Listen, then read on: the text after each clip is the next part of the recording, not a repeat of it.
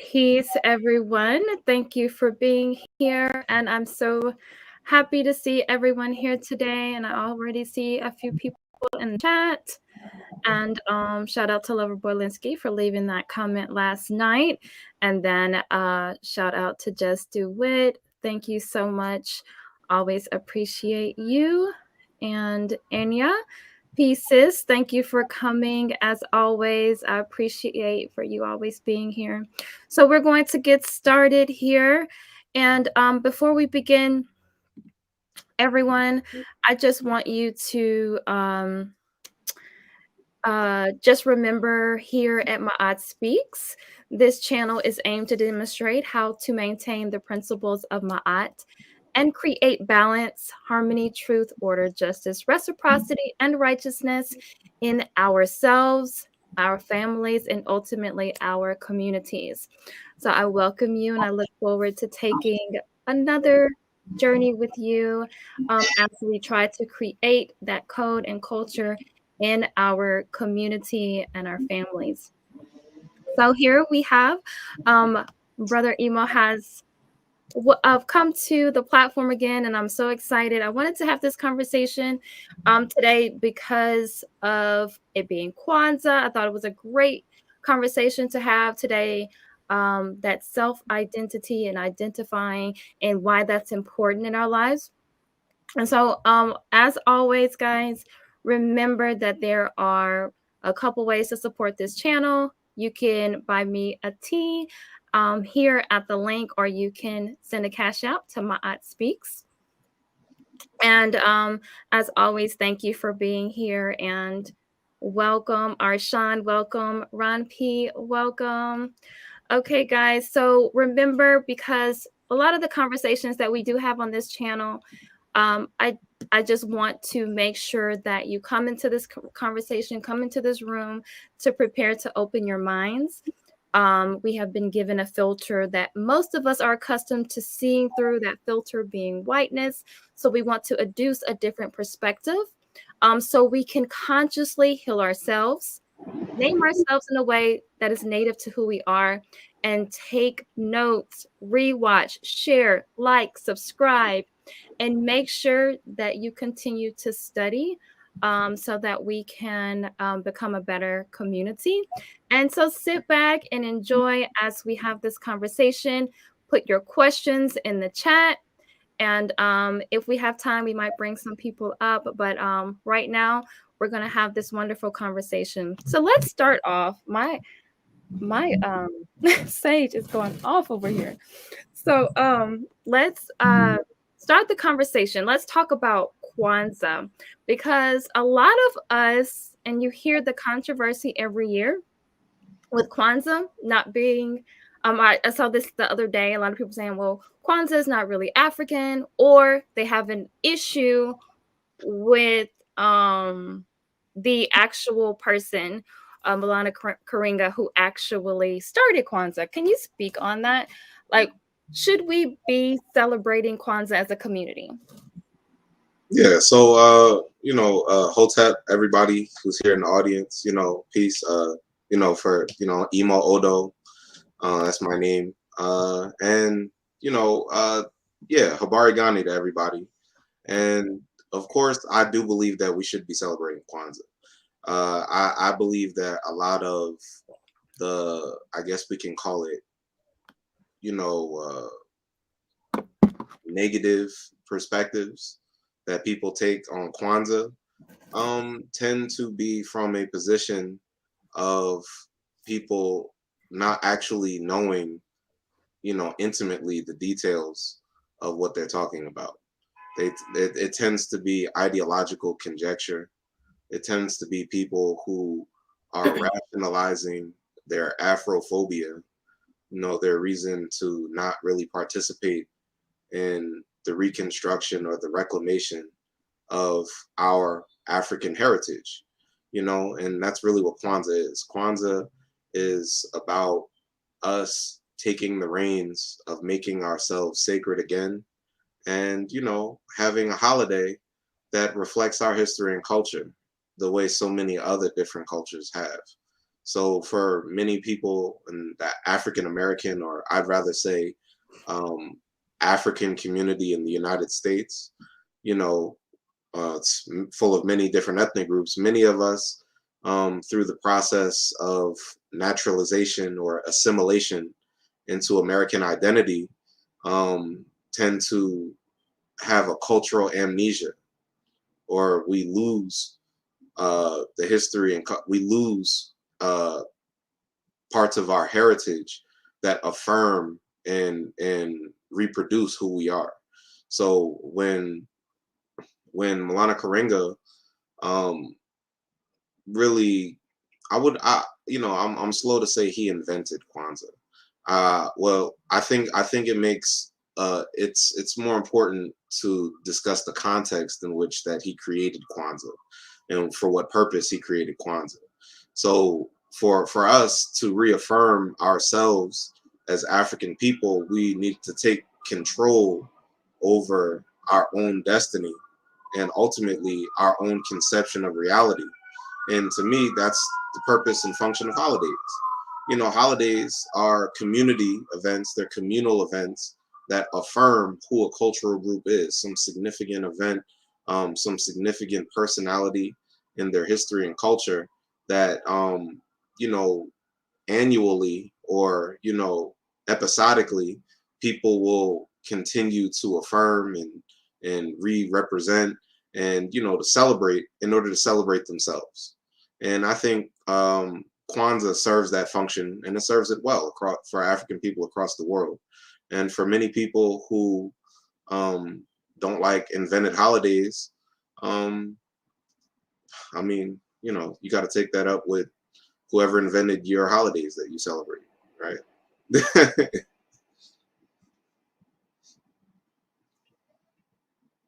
Are you muted? Thank you.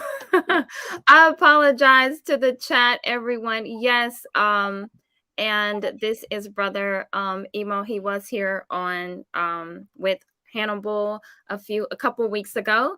And tell us where we can find you, brother Emo, if they want to connect with you. He's not into social media, guys, like that. So, but he will vet you before he lets you.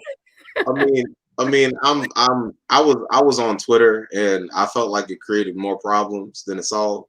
So I got off of Twitter and I'm on Instagram, but I'm trying to make my way off of there. My name is Imhotep Child, Imhotep underscore child. My name used to be Son of Malcolm. I don't know if you'd be able to find that, but yeah, Imhotep Child on Instagram. When I'll probably end up putting something together. You know, Mhm. and when I do, it'll probably be somewhere that will be easily accessible Okay. to everyone. Not yet though. Okay, thank you. So we are going to get into the conversation. So it's very important.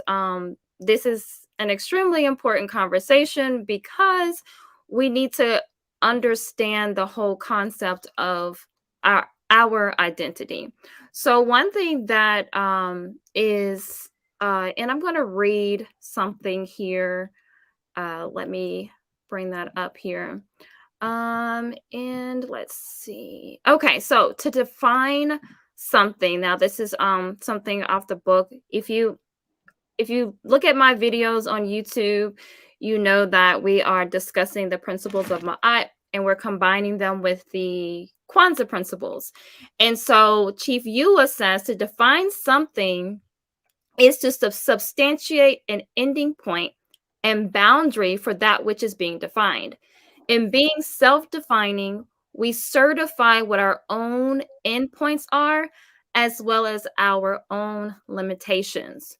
So, one thing that is apparent in our society and as our community is that we are identifying a lot through other people's lenses, through their images, and so they have set the foundation for us, and it's foreign to our foundation. So, in essence, these are alien forces. So, when you think about different images that we are identifying, images from fairy tales, from religious images, all the way to the characters and things that we see on television. And so, can you kind of talk to us about how we are currently identifying ourselves and how that has created kind of a dangerous way that we look at ourselves?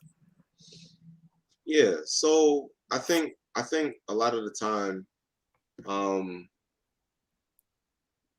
identity is a strong marker, or it's a tool for unification, for unity.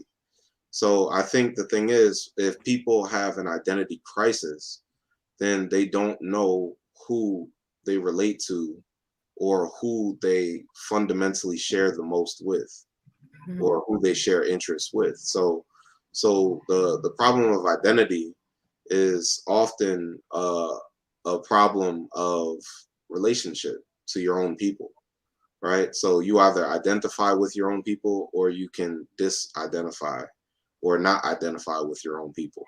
And I think what happens is, because of the the series of problems that African people have been faced with as a result of uh, our capture and enslavement, and forcible, you know, they brought us across the ocean to a Mhm. land that we were not familiar with at that time. You know, the people who came, I mean, there were many Africans who crossed the ocean, but the people who were captured and brought over, in that kind of exile from people, understand, well, not, people didn't automatically just not know who they were.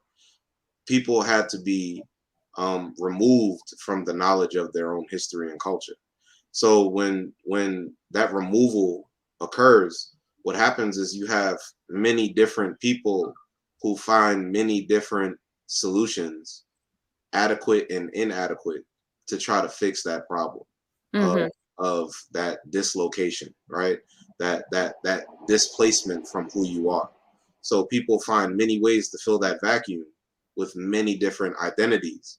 But the problem is, you have many people who maybe haven't done, or maybe have been limited in their observation of our past, of our history, right? So that your history, the history you share, is normally going to be what gives you your common identity. So when you have shared experiences with a group of people, you tend to come to a common identity with that group of people that you've shared those experiences with. To me, that's your history. So I think history and identity are inseparable, just like Mhm. history and culture. So um, yeah, so I think our people in the United States tend to believe that geography has more to do with shaping your identity than your ancestry. So I think people think, because of where we are, that means more than who we are. Mhm. So I think that's the most important thing for us to deal with. What is our lineage and our heritage, and where what where is the land of our origin, not the land of our locale, or where we are, right? So Mhm. I think that the common land and the common history give people a common identity to coalesce, um, relationships and politics, and other cultural formations around. So I'll leave it there, so that way we can, you know. Yeah. So and I like what you're saying there. History and the identity, they're inseparable. Because we're in a place where we see the murderers of our ancestors and the oppressors as the victors. And it's become very normalized. Like we talk about like Thomas Jefferson, Christopher Columbus. For some reason, Black people seem to adore Abraham Lincoln. So the list goes on, and I mean, it's so many. But in this, because in the South, it's very common for schools to be named after, they're like really they're predominantly black schools, but they're named after people like and I'm in Louisiana, so we're just now changing over to like there was a school called Thomas Jefferson where I'm from, and they did eventually change the name, like Robert E. Lee. That's the junior high school I went to. And so they're changing they did change the name just last year. But we identify with who I call people like murderers and oppressors. I call them they're murderers, they're oppressors. I mean, even Thomas Jefferson, there was an article written about him. It was a monster of Monticello. But why are we so willingly identifying with people that oppressed our people, killed our people, murdered our people? And you kind of did speak on that, but when we're faced with it, we're faced with truth, we tend to shy away from that truth and continue wanting to I still identify with things that don't look like us. Well, I think the reason people do that is I was just explaining this to one of my friends. I don't think people always grasp what a white validation syndrome entails or what it means. I think sometimes people think I think people use like simple ways to explain Mhm. how black people, African people have been affected by internalized racism. So we often say things like, oh, that person hates themselves, or that person thinks they're white, or that person. But I really do believe that the ramifications of us being colonized uh, produce more complex forms of confusion than we often give credit to, or we Mhm. often detail out. So I think what happens is you'll find very few black people are uh will tell you that they want to be white, like outright. Like yeah, Mhm. of course I Right. want to be white. Of course I want to be a European. Very few people say that kind of thing, right? But then you also have very few. I mean, you do have a lot of African people who don't want to be called Africans. They don't want to be African at all. They disassociate. I don't want to be an African. But then you have some like, yeah, of course I'm of African descent. But at the same time, that doesn't mean that the rest of what they have in their mind cannot be influenced by those other external forces. Right. Right. So what happens is we begin to exist in contradictions. Mhm. So sometimes depending on uh, our relationship to white people, or how much we know of our own history or how much we know of their history, sometimes even if we know what's wrong with them, sometimes we don't know enough about ourselves Mhm. to be ourselves, right? Mhm. So sometimes we get caught up in this anti-white, this non-white thing, this white non-white thing, but we are not the opposites of them. So black and white are opposites, but African and European are not. Like those two things can exist independently of each other. And Mhm. I think people don't always want to think that way, because a lot of time the discourse around race and racism is about equality, and that means collapsing everything into a singular standard that Mhm. everyone can fit into, and who determines the standard. So Right. yeah, Well, but this is a good question that Sherelle mm, asked. African, shouldn't everyone claim it? What do you think about that? um yeah, I think all black people are African people. I don't think white people are African people, because they never became white in Africa. They never what they Mhm. developed of their culture was developed in a different, not just geographical space, but they also have a completely different history than us. So so Mm. so to me, I think I don't think it's constructive for everyone to call themselves an African. I think it's constructive for everyone to recognize the African origin of humanity, and the African origin of world civilizations. I think that's the proper chronology of world history. That's just the truth. But I don't think everybody needs to identify as an African. but I do think that Black people all should identify as Africans, because a lot of the time what happens with African people is we tend to not know enough about our own history, and we tend to get trapped in the short episodes that Europeans have created in their history. So what happens is we begin to identify with very recent episodes in history that have been determined by something white people have done.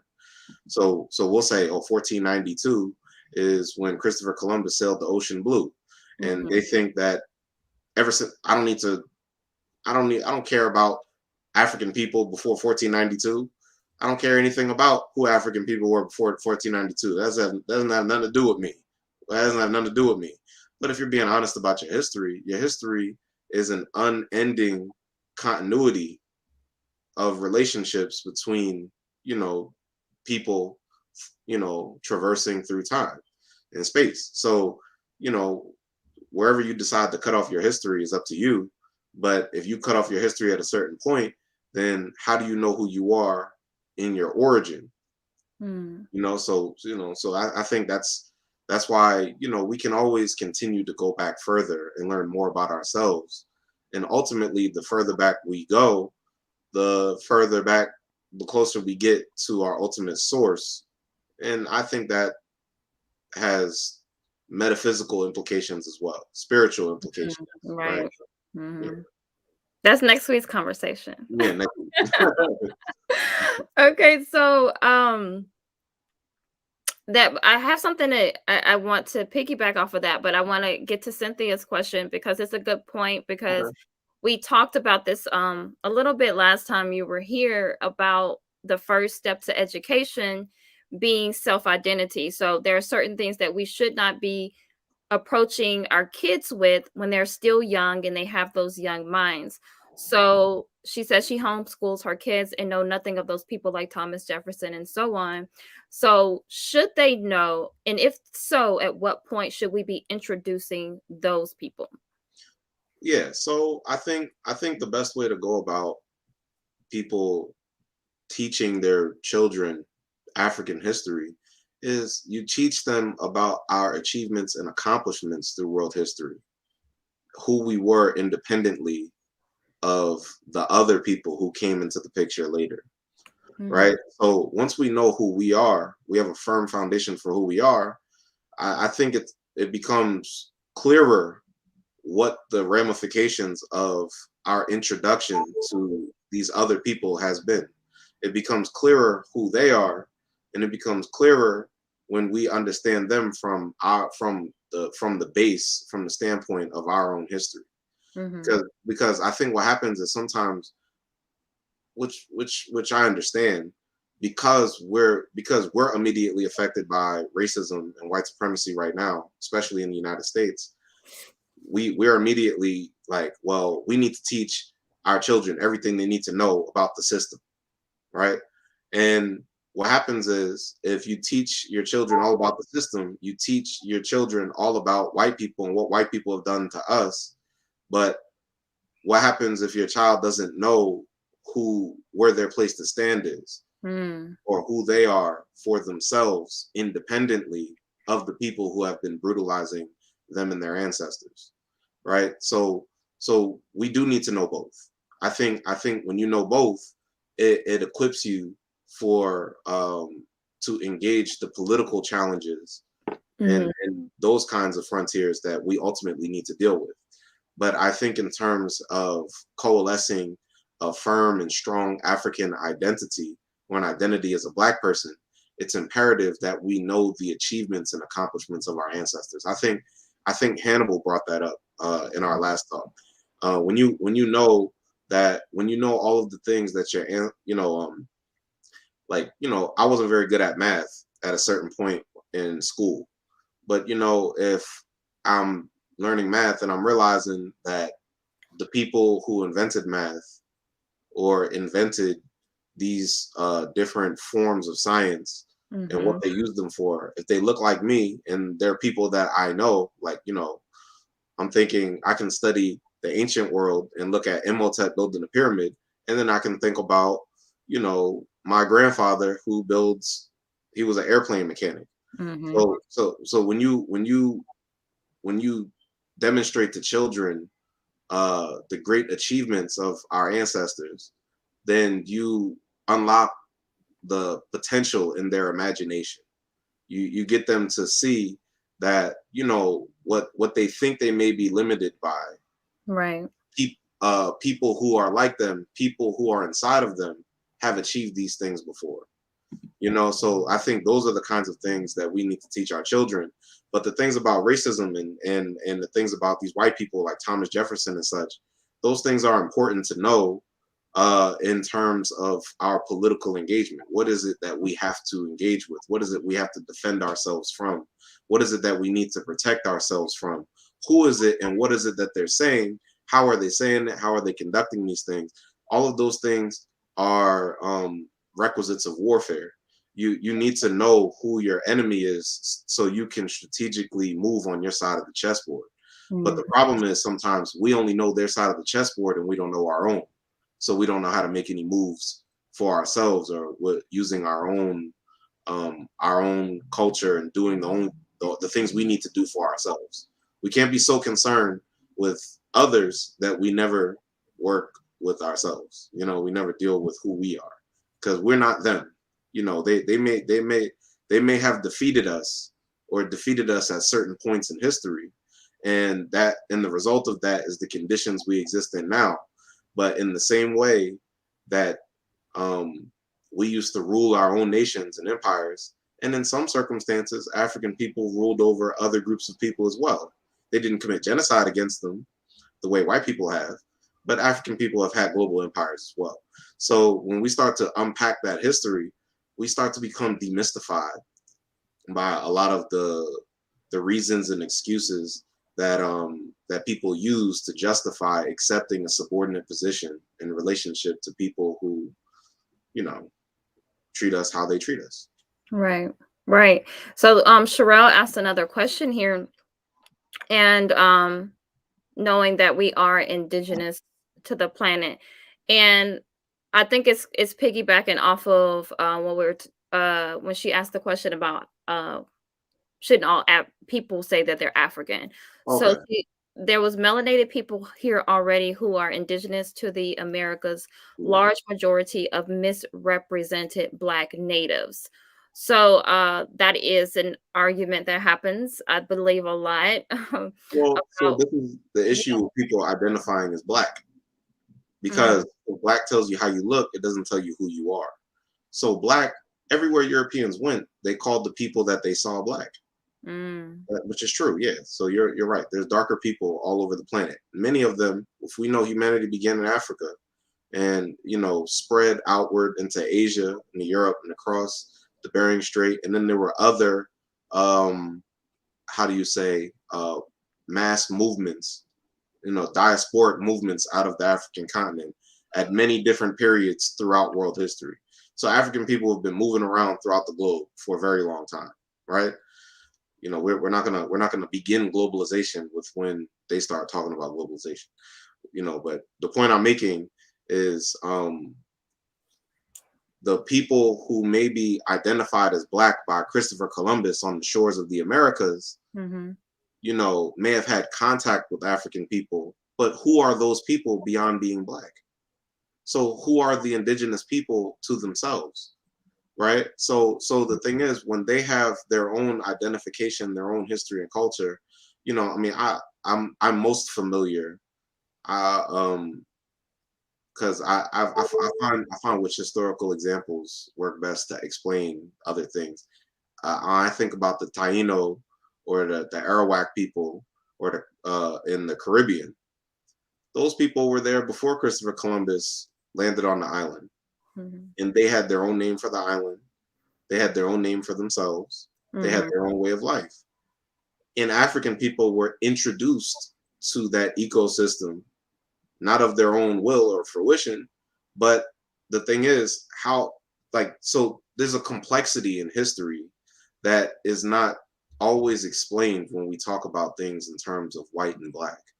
So I think what we should talk about often is we should begin with who we're talking about, ourselves, and talk about the continuity of our history into these later moments.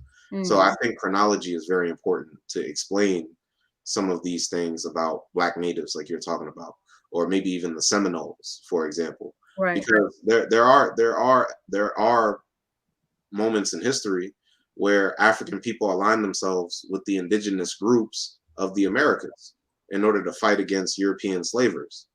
There are also moments in history where the indigenous groups, due to particular circumstances and oppression and their own dislocation, their own removal from their own culture, oftentimes participated in chattel slavery and enslaved African people as well. So the question becomes, it's not about is slavery good or bad, or slavery is white and being a slave is black.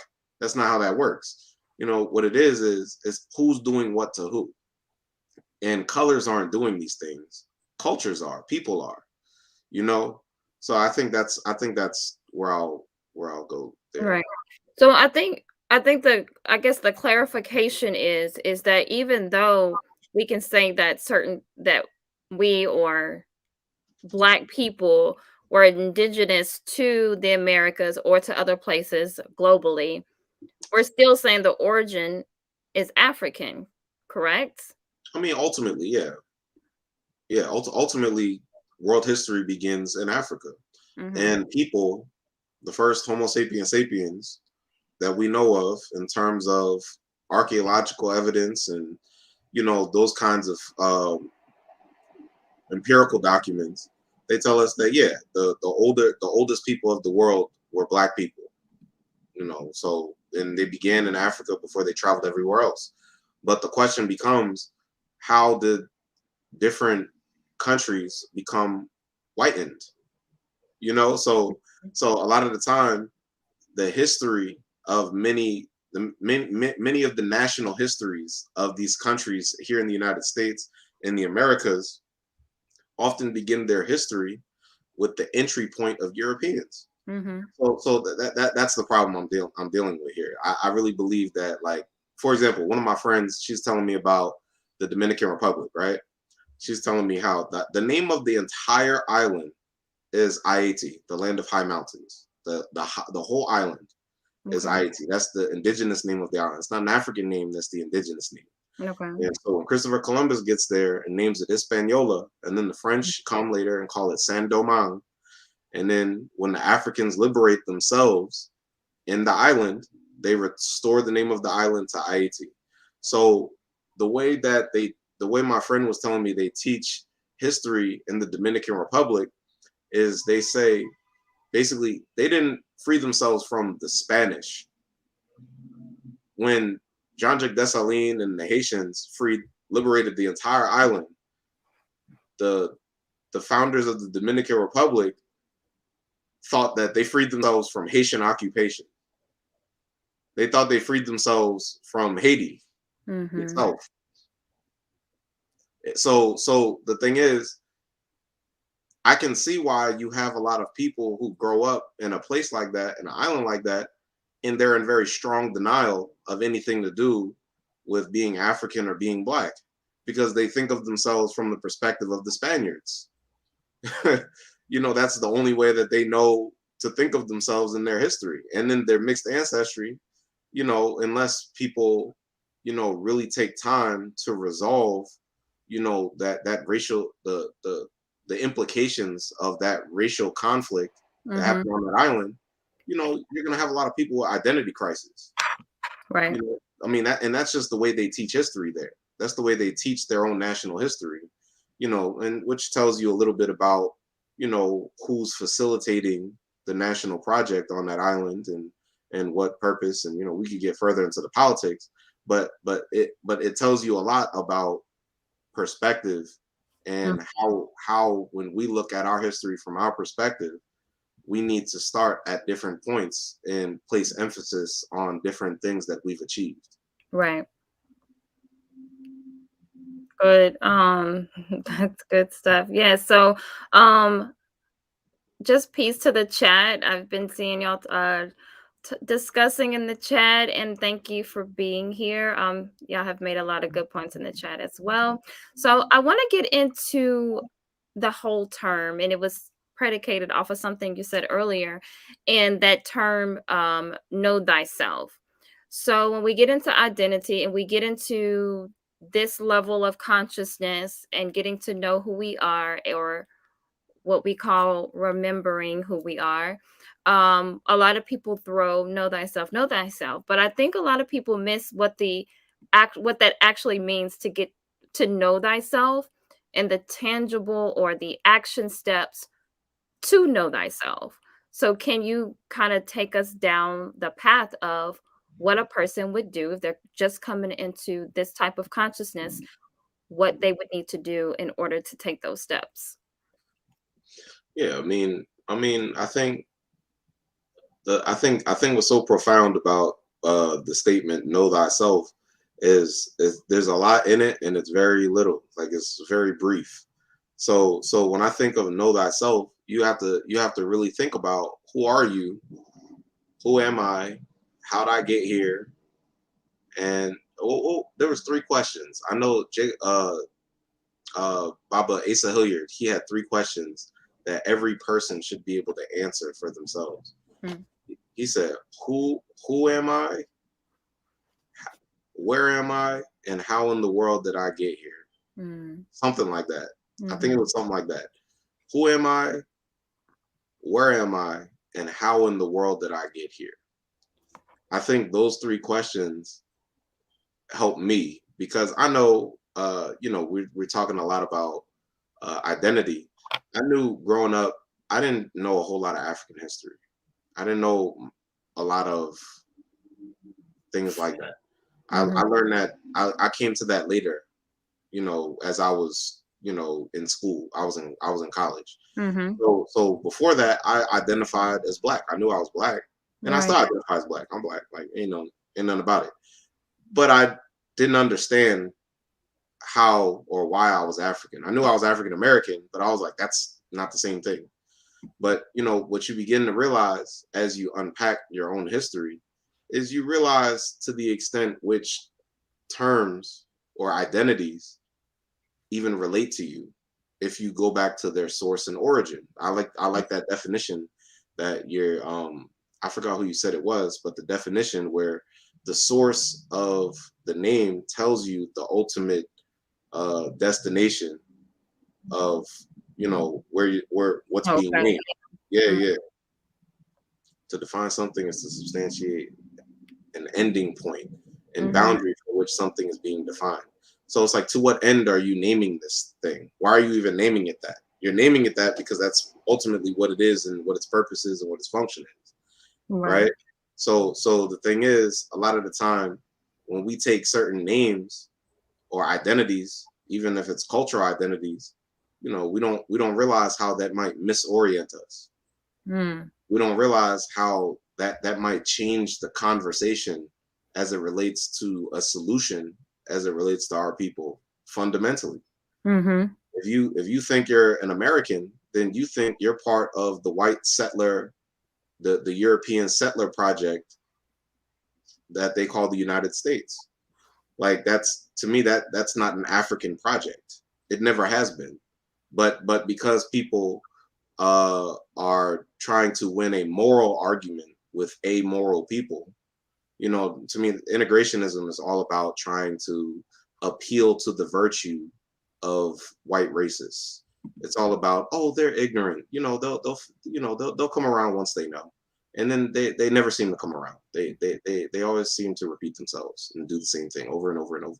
It's because it's who they are, mhm, and we don't know who they are, because oftentimes we want to be them, but we don't want to be ourselves.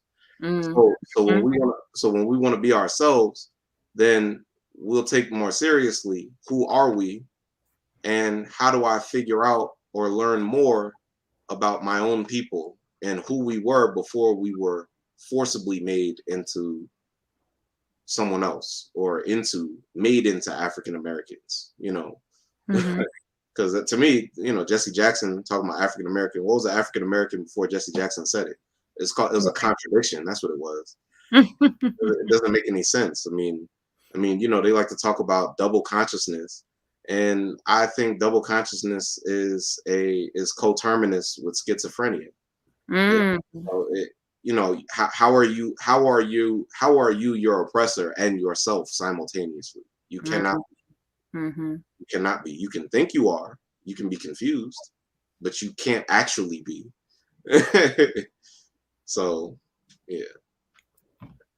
So, and that is a good point because I know speaking with different people who identify as Moors, they often will discuss or they're very adamant about us identifying as Moors, saying that we as Black people in America are Moors, and and also with that comes a certain level of frequency and consciousness and also rights because they say that this is our land. So, have you researched this or had discussions about this and about that type of identification, or do you even agree with that? Well, I think the whole thing with the Moors is it represents the same powerful idea of relocation or relocating oneself back into who we were before who we were made into now, Mhm. right? I think I think I think again when we look at the history of the Moors, Moor is it just means black. So if we're talking about black and we're talking about who these caliphates or who these different groups of Moors were, then some of them were black people and or some of them were African people. Many of them were African people. And then some of them were Berber groups of mixed race African Arab people. Mhm. And then you had the Arabs who were involved in the caliphates as well.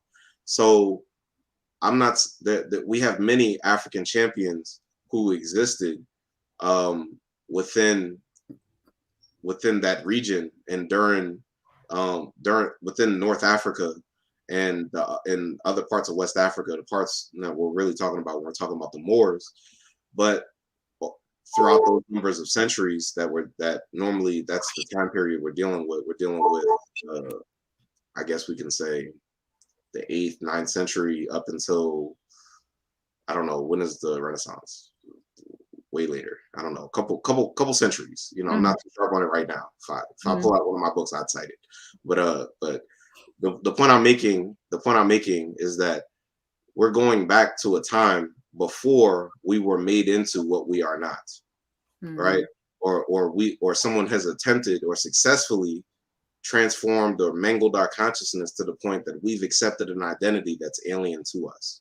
So, Mhm. so the Moors are doing the same thing that many other groups of people have done. You know, so like I know I had a student. Uh, he's doing his research on Carlos Cooks, right?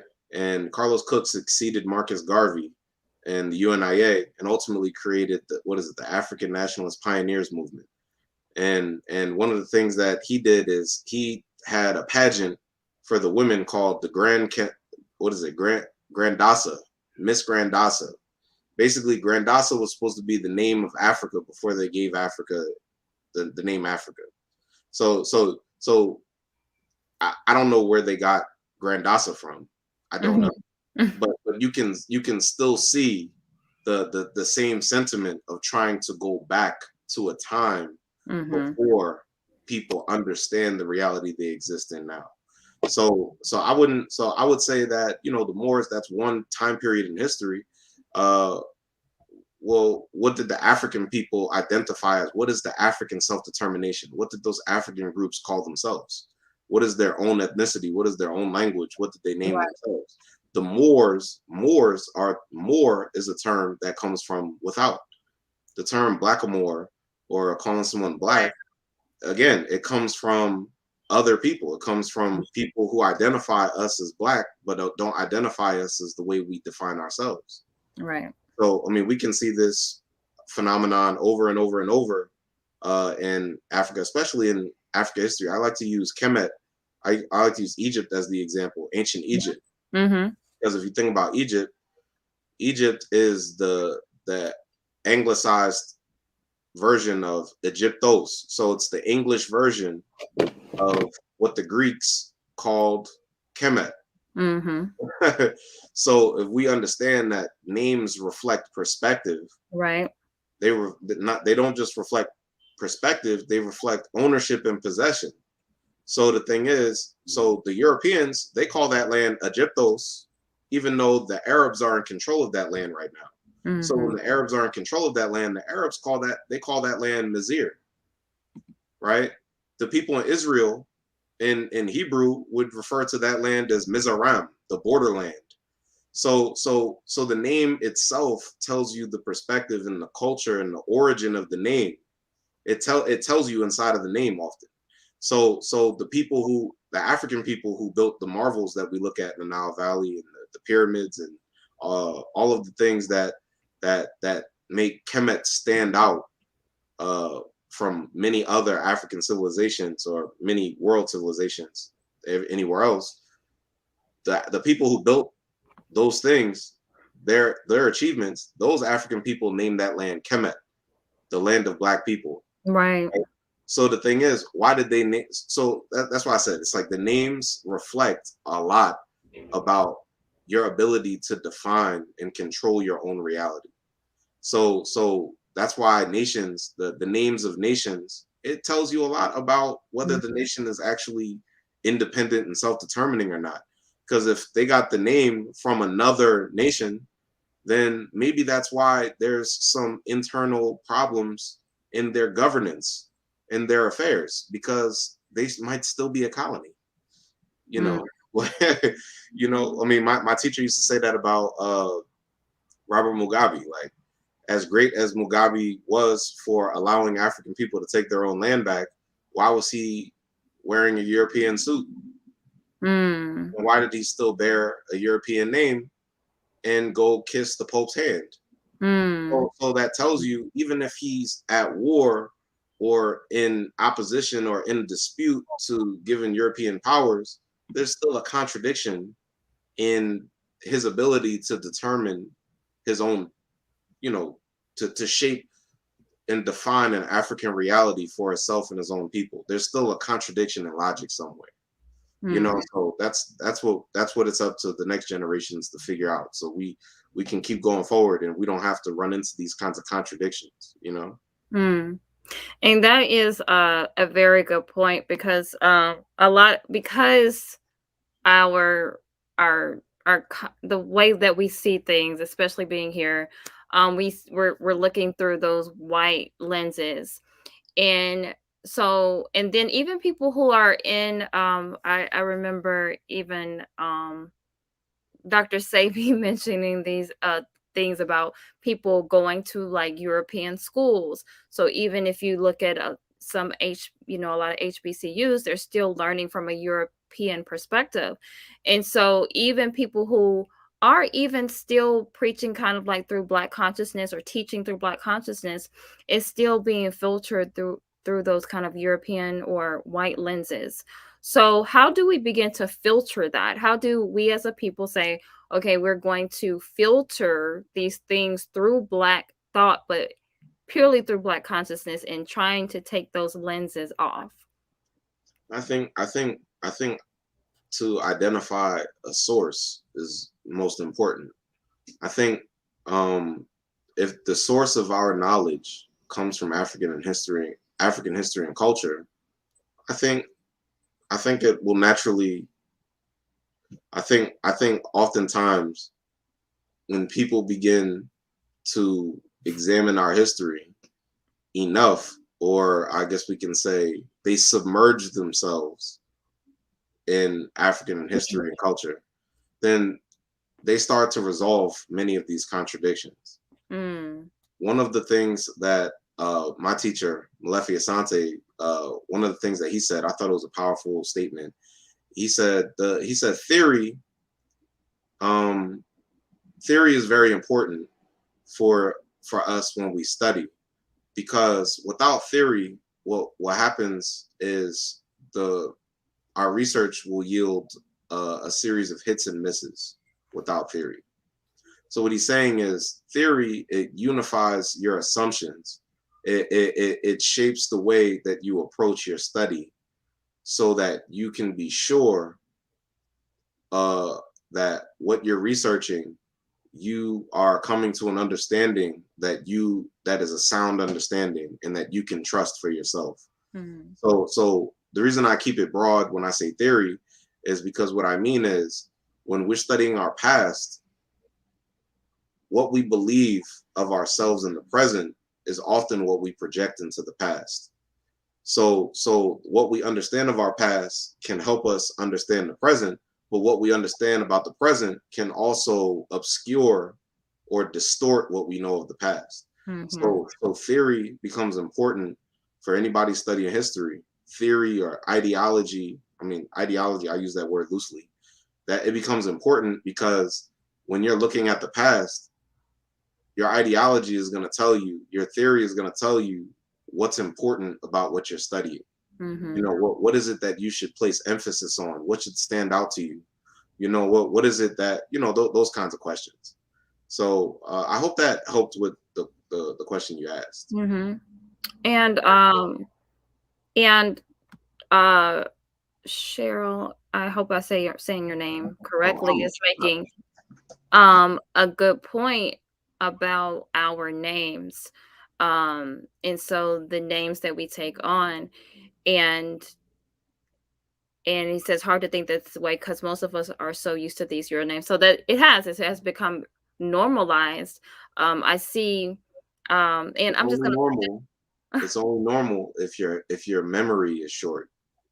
You see, okay. it's only normal if your consciousness of your own history is very short. Mm, Do you see what I mean? yeah, that's a good Yeah. point. And so, in the same book, Chief Ewa says a title can bring out the highest value or it can subdue the greater value in a force. So, a lot of times, in my last video, I was discussing, we were talking about the corporative economics. That's what we were talking about. But we're talking about how we inattentively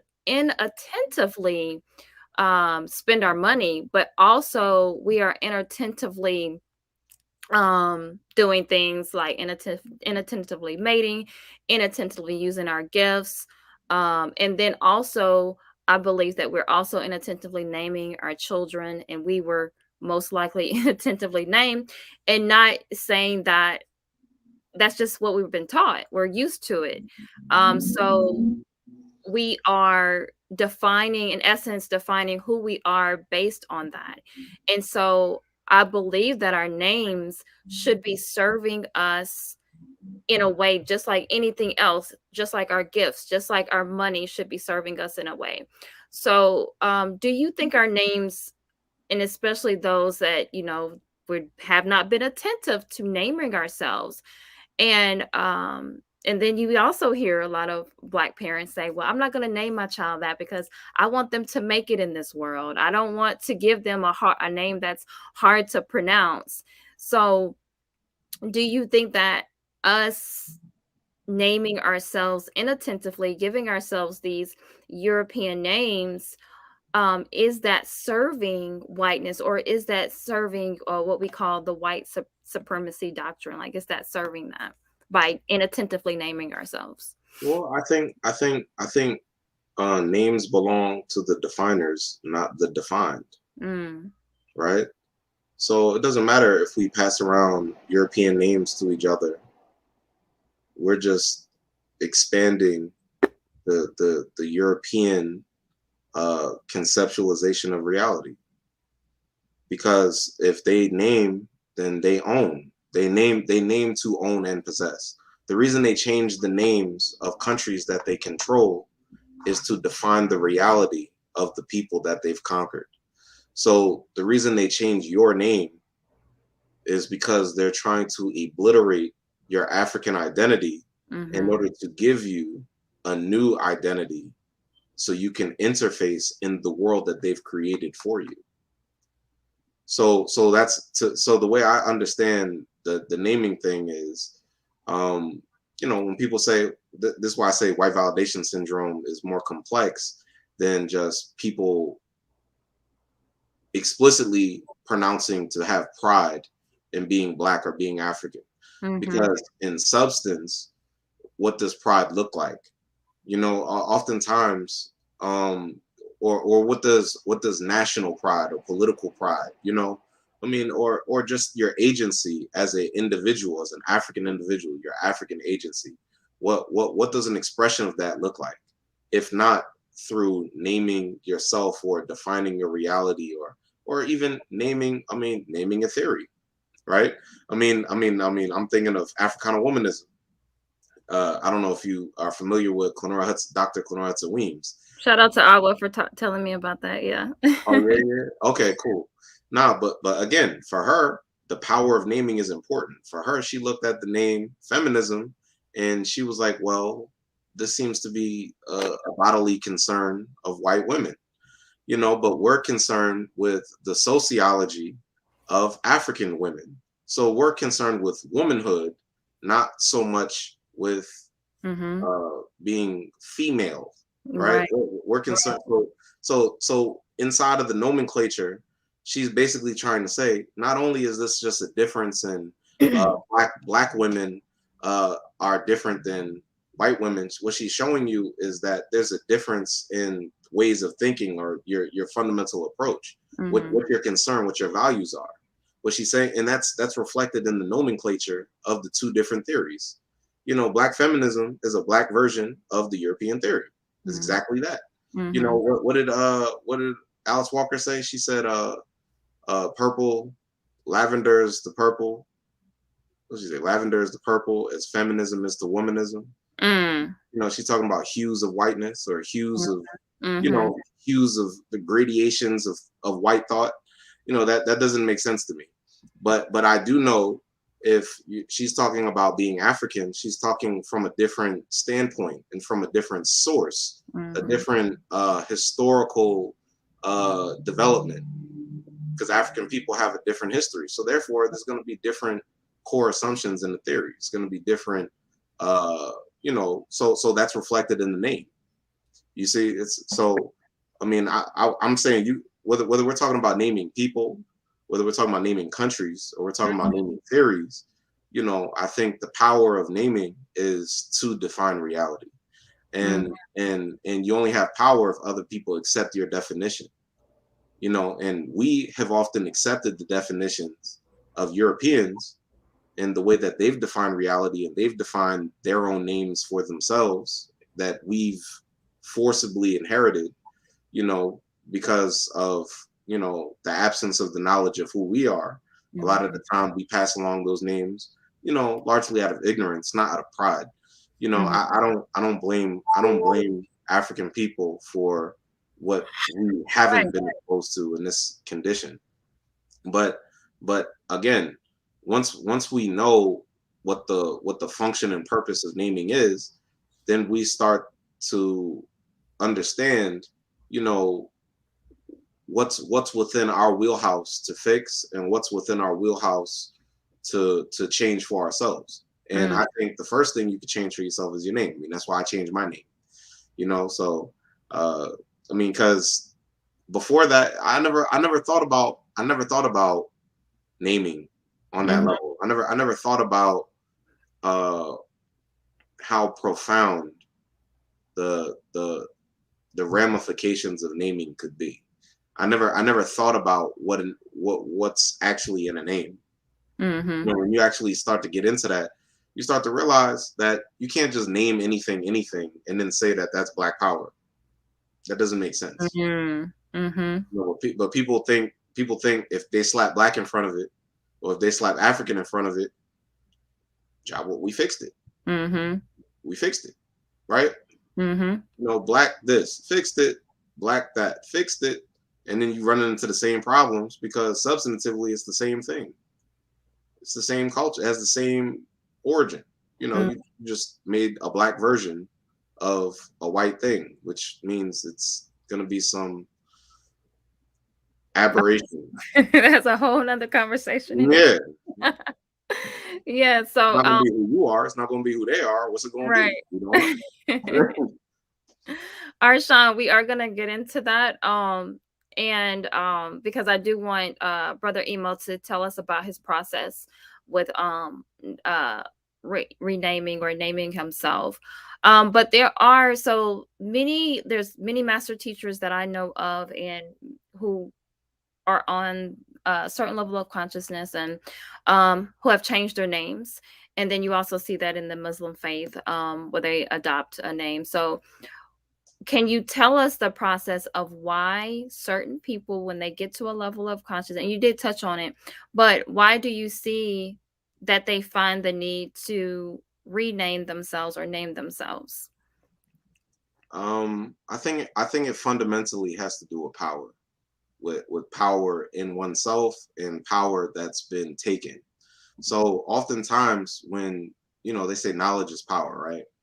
If you've been stripped of knowledge of your history and culture, then when you reclaim that knowledge, then you empower yourself with it, Mm-hmm. right? And I think oftentimes the name is one of the most easily recognizable markers of both identification and what somebody is about, what their meaning is. You know by a name often who somebody is or where they fit into the world, or what where they fit into the rest of what you understand of the world.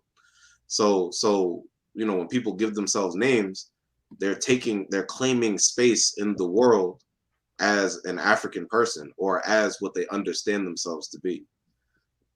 So I think that's the first thing. I mean that's why when you're enslaved, you know just like now when they put you in prison, they give you a barcode, they give you a number. During slavery, they slapped any name on you. Anybody who's 12 years a slave called them Platt. Your name's not whatever it is. Your name's Platt. That's exactly how slavery works. So they take away, they obliterate your identity, what you think of yourself, and then they slap any name on you because you are now an object. You are now an object under their possession and under their control. Mm-hmm. So for many African people with European names, that could only have been the result of somebody brutalizing our ancestors during slavery to the Mm-hmm. point that many of us had accepted the European culture that has been imposed upon us. So there's no other way to explain why we have their names. Like it wasn't a choice, and the fact that people believe that it's a choice to this day is another statement of of what memories of our own history we are missing often, Mm-hmm. right? We don't always know who we are. We just know that we exist in exile of our own history and culture, right? Mm-hmm. But what happens when you reclaim knowledge of your history and culture? Are you in exile? Mm-hmm. You're not in exile anymore. If you're conscious, if you've been brought back into back into orbit, back Mm-hmm. into relationship with your own history and culture, then you want your name to reflect that relationship again. So whether people believe that to be Islam that places them back into orbit with their own ancestors, I think that would place them in orbit with the ancestors of Arabs. I believe that. But some people, like I said, some people, there are great Africans who are Muslims. So that's why people take many of these African names, or many of these Muslim names. You see, like Mm-hmm. maybe they don't understand that the same circumstance that exists today for why many African people have Asian or European names existed a couple centuries ago as well. You see, so you're dealing with the same kinds of social and political dynamics, maybe in a different space in a different time. But people might not understand that as they study in history. But that's why theory is important. You see, it's a series of hits and misses. That's what Afrocentricity helps us with. Mm, that's good. Yeah. Make sure y'all are subscribing, liking, and sharing. He is dropping so many jewels right now. So tell us a little bit. I want to know a little bit about your journey, especially for people who are wanting to change their names and start taking control of their self identity. I haven't officially changed my name, but I am. Well, I do want to change my name. And so, what went? Okay, so tell me about why you decided to change your name, and was there a disconnect? Did you feel a disconnect from your name that you were given at birth? Yeah, the name I was given at birth was Zachary David Brooks. Brooks is my father, my grandfather's name. Um, David was my my mother's grandfather, his name, and Zachary was a name my mom said she liked. You know, she didn't really say why. She just said she liked it. So, so the thing is, I used to always crack jokes with my friends because, when you start to be a black nationalist, you start understanding certain things. Yeah, my name's Zach, but I ain't no Jew. Like that used to be it used to be the joke. I used to have a joke like that. I know my name does not tell me who I am. I know that, but that's what my name is. So for me, like I said, I guess I never thought so deeply about myself in that way, like about empowering myself in that Mm-hmm. way. And I think that that's largely to do with my introduction to much of this information was while I was in the history department. And I think throughout my time in the history department, they teach you to be very objective. So they teach you to study history from an objective standpoint, which basically means they want you to separate yourself or, study what you're studying from a distance as though you have no relationship to what it is that you're studying.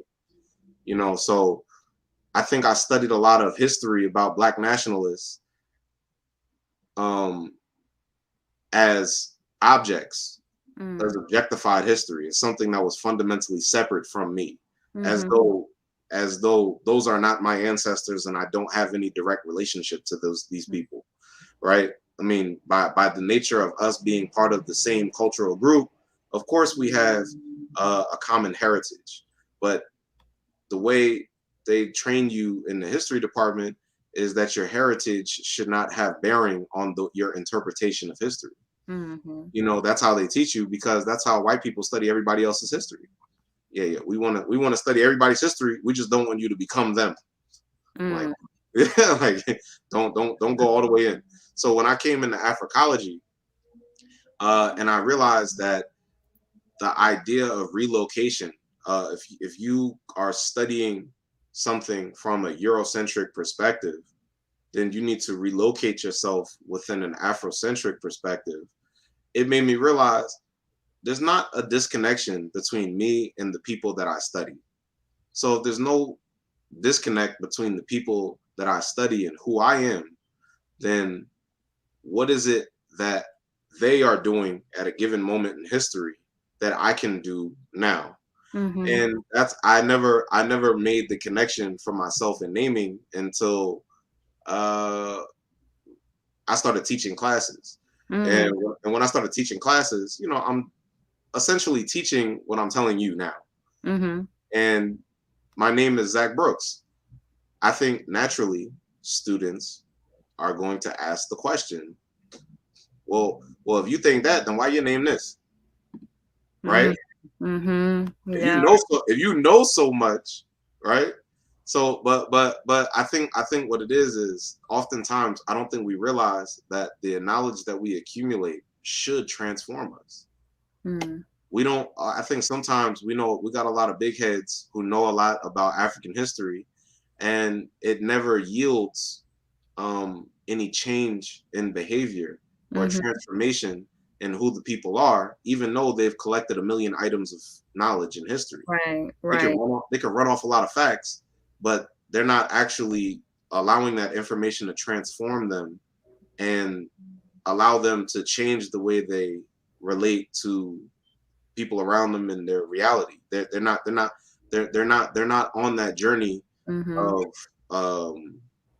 I don't know what the word would be, transformation, I guess. I mean, but to me, when I see that journey, that transformation, that shift in consciousness, Mm-hmm. that's when you see people change their names too. So when people shift their name or they have a certain important thing that happened in their life, they earn another name, or they're given another name, or sometimes they take another name. So when I think of Malcolm X, for example, like he went from, you know, basically growing up in foster care, Mhm. then to like basically being on the street, and then basically, being a criminal, B&E, breaking entering, go to prison, and then he gets, his introduction to the Nation of Islam. Mhm. But what you can see is that after he goes and meets them and he becomes Malcolm X and he joins Nation of Islam, he's still growing. He never stops growing. From my opinion, when you look at Malcolm X, maybe in the 50s, when he's like, yo, he's like, the Honorable Elijah Muhammad says, the Honorable Elijah Muhammad says, the Honorable Elijah Muhammad says, he's like running off, Mhm. almost as though you don't know what his thoughts are and what Elijah Muhammad's thoughts are. Mhm. At a certain point, even Mhm. though he's open in some of what he's saying, with the Honorable Elijah Muhammad says, he's clearly talking about different things. And that's ultimately what led to um, the disagreement that they had, right? Mhm. Because Malcolm X had a different orientation for where he thought the Nation of Islam should go than maybe what some of the others thought. So what I'm saying is that transformation in consciousness is reflected in the name as well. When he went to Nigeria, they gave him the name Omowale. The child has returned. Mhm.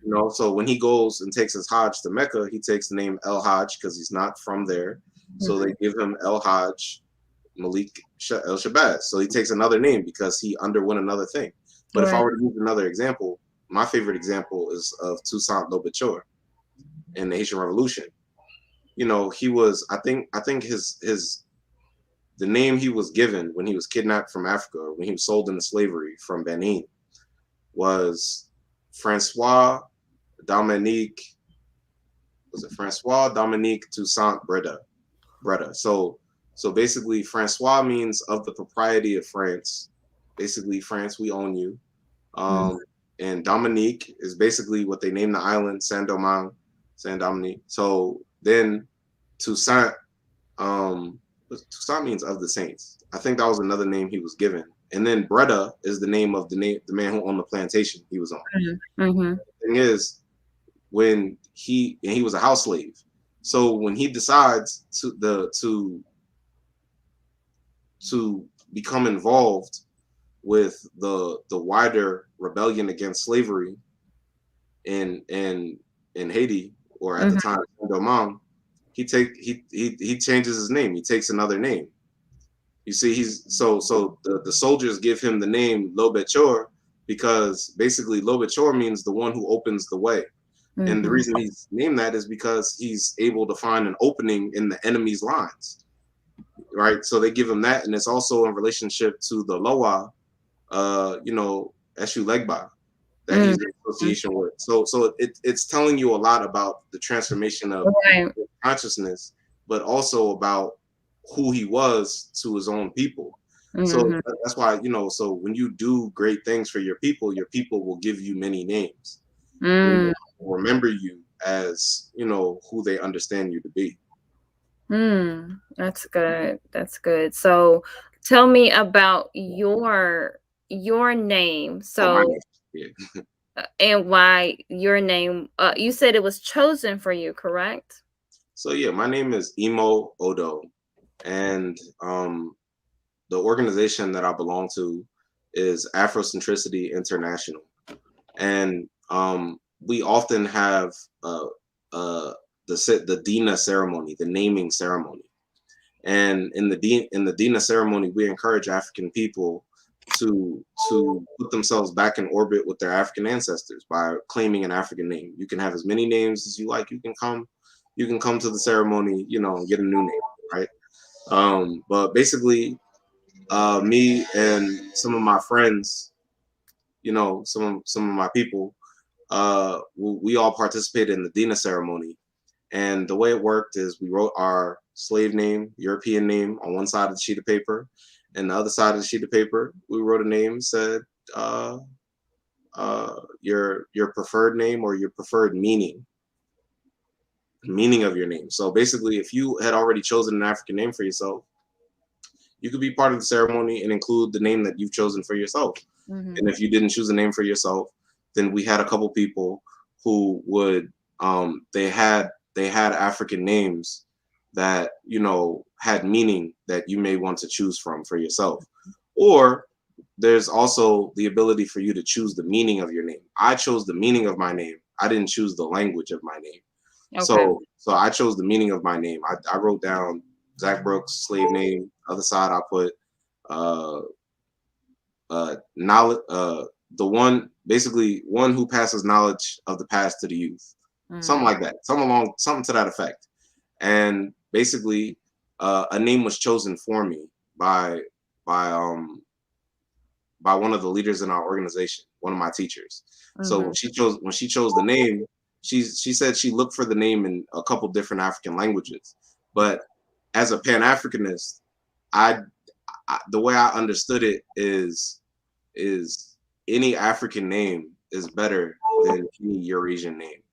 So the way I understood it is I could take this Yoruba name, or I may be able to take another name in another language, or this, or So to me, the fact that I have an African name that reflects my purpose and my meaning, or my what my goal is in life, I believe that whether my name is in Yoruba or whether I end up with another name somewhere along the line, which may likely happen, um, I think it puts me in the proper relationship to who our people are as a global people, as Mhm. Black people. I believe that African people should have African names if we are to be clear on who we are as we navigate the world, as we navigate space and time. Okay.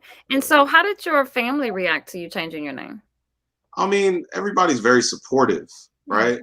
Mm. Like they're supportive. They're like, if that's what you choose to do, that's Mhm. good, and that's good. That's a lot of what you need would can ask for, Mhm. And I actually had one of my aunts. She came up to me. She was telling me how she was raised in the Nation of Islam, Okay. and basically how she took her Muslim name when she was in fifth grade. So I couldn't imagine taking another name when you're probably about 10 years old, Right. Like imagine having to change your name at 10 years old. And other people don't understand what's going, kids don't know Mhm. what's going on. They don't understand that kind of stuff. And then you might not be able to understand why you might be doing it yourself, maybe because her parents were the ones who, uh, you know, underwent their awakening and Mhm. decided to take the names that they took, Mhm. So I mean, but she was giving me game. Like she was telling me, like she was like, no, like she was like, what do you want to be called? And I really had to realize, like it's one of those things where you have to be very assertive about it. If Mhm. you leave it to the wayside, then what happens is people will play with your name. They'll get it wrong. They'll Mm. call you this. They'll call you that. They'll call you anything. And it actually made me see, kind of in practice, kind of like in life. It's like, no, like the name thing. It's like if you let people play with your name, if you let people mess over your name, they will. Yeah. Especially if they don't value what you value. Because if many of us, because we don't know our own history and culture, we laugh and make jokes, and say things out of ignorance about Mhm. ourselves. We don't recognize ourselves, Mhm. when we're confronted with ourselves. Mhm. I mean, it reminded me of my teacher, Dr. Nahusi. He was telling me how, basically, there were when he wore African clothes as a professor, there were other Black people, other African professors who looked at him like, "How dare you? Like, Mhm. how dare you be so unapologetically who we are?" You know, Mhm. I mean, they Yeah. would never say it that way. You see, I try to catch it. Well, like, but that's literally what that is. You know, people, they see you walking, doing your thing, you know, the way you're supposed to be doing it, and they might feel like they're not. Yeah. I mean, and you know what? I think that those feelings may come from resentment for people who maybe have not dealt with what it is that we have been affected by being alienated from our own African identities. So sometimes it becomes hard, even as somebody who's very clear and you understand as to why you have the name, to have the courage or the gumption. You know, sometimes you really gotta set people straight about how they're treating you, how they're calling you, what they're calling you, the names they're calling you, whether that's my first name or whether that's anything else people are calling you. You know, so it's sometimes you know that message, you know that whole sticks and stones thing. Sticks and stones could break my bones, but names could never hurt me. But you start to think about it, and you're like, well, you know, Hmm. we know there's a time and place to engage with people in their words, but words do have their role and their Yeah. capacity in power and power relations. Hmm. So I'm not one of those people who is phased by words. You know, when people call your name or they talk shit about you or whatever, I mean, I'll go back and forth with anybody. I don't care. But at the same time, you have to make sure that you're controlling, in some regard, how you define yourself, how you understand yourself, who you are. Because if you don't protect that, then no one else will. Hmm. So that's a lesson for me.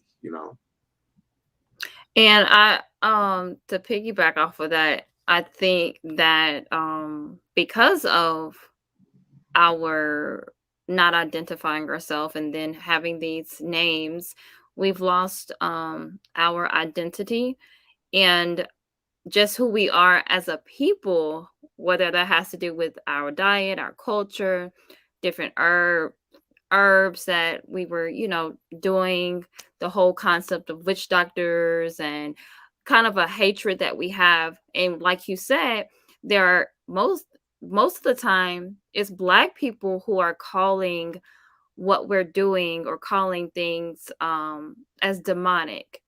And I've heard that a lot. Like if I've heard people refer to my aunt like that being demonic. So Well, and anything outside, and that's the Christianity thing is a big part of it. yeah. I mean, I really do, because I've always had an issue with religion, but Mhm. I didn't understand how the nomenclature thing related to religion until late. I mean, I want you to finish your point, but I actually have a quote that I brought with me to No, read go from ahead. Mhm. Chancellor Williams. So, I mean, if we get the chance, I'd like to read that. Okay. Yeah. And so just with that, is there do you think that if we continue to refuse to name ourselves and to me it's like you're going to continuously lose your identity. It's kind of like when you see things that happen with mating at a certain point, the identity of that blackness will be lost. Yeah, So, um, do you think that that is going to be an if we continue to not name ourselves, um, do you think that that is going to be an issue within our communities? Like, yeah. is that a dangerous thing? What's the outcome of that? I think this is why, um, to use Sheikh Anta Diop's word, the serenity that history grants us. When we know the entire scope of world history, we our imagination is not confined to the brief episodes of history we've been trained into. Mhm. So what I mean is, if we understand that we exist at all moments in time, our ancestors exist at every moment in time, then that means the way we understand the cosmos, we understand ourselves within the cosmos. Mm. So if that's defined by Christianity, if the way we define our cosmos is controlled by Christianity, then anything about ourselves that we don't know about ourselves within the episode that's been shaped for us by our introduction to Christianity would be seen as demonic. So what I mean is, we don't understand ourselves beyond the way Europeans have defined our reality vis-a-vis Christianity. You see, so people don't want to deal with that kind of question because it's earth shattering. It destroys your worldview or the world that you think you know. You see, so and that's why I think Haiti is so important, because the prayer that Dutty Buckman uh, raised in order to basically choose the leaders of the general rebellion in Haiti, he basically said, the stars in the sky, that's your father, that's your mother, right? This white man that they got on a cloud is teaching them to do lies, and is teaching you to do crimes too. Don't serve their God, serve your mothers and fathers, serve your ancestors, and free yourselves. You see, so what he did in that very brief statement is, what he's saying is, don't let white people define the way you conceive of the rest of the universe and the cosmos and the world and everything else in it. See, I mean, you name your kid based on where they're going to work. That's a slave mentality. You see what I mean? Like if you name your child based on the ultimate trajectory that your child will be serving white people, then yeah, you've defined your child's life before they've had a chance to live it. So what we want to do is, we want to give ourselves the complete conception of who we are in this world and in the cosmos by naming ourselves in continuity with our own ancestors. Because when you name yourself in continuity with your own ancestors, your destiny is no longer defined by something that was introduced to you at a very late moment in your history. You know, so it's I think what it is, it's about bridging that gap, that space between what we know and what we do. I really do believe that. I think it becomes temporal sometimes when we are bringing in so much African history, and we exist in such states of ignorance sometimes, because we know so little, and then because we take in so much and we learn so much so quickly, we don't always let it actualize, and it doesn't always become something that shapes our lives. It just becomes another thing that we know.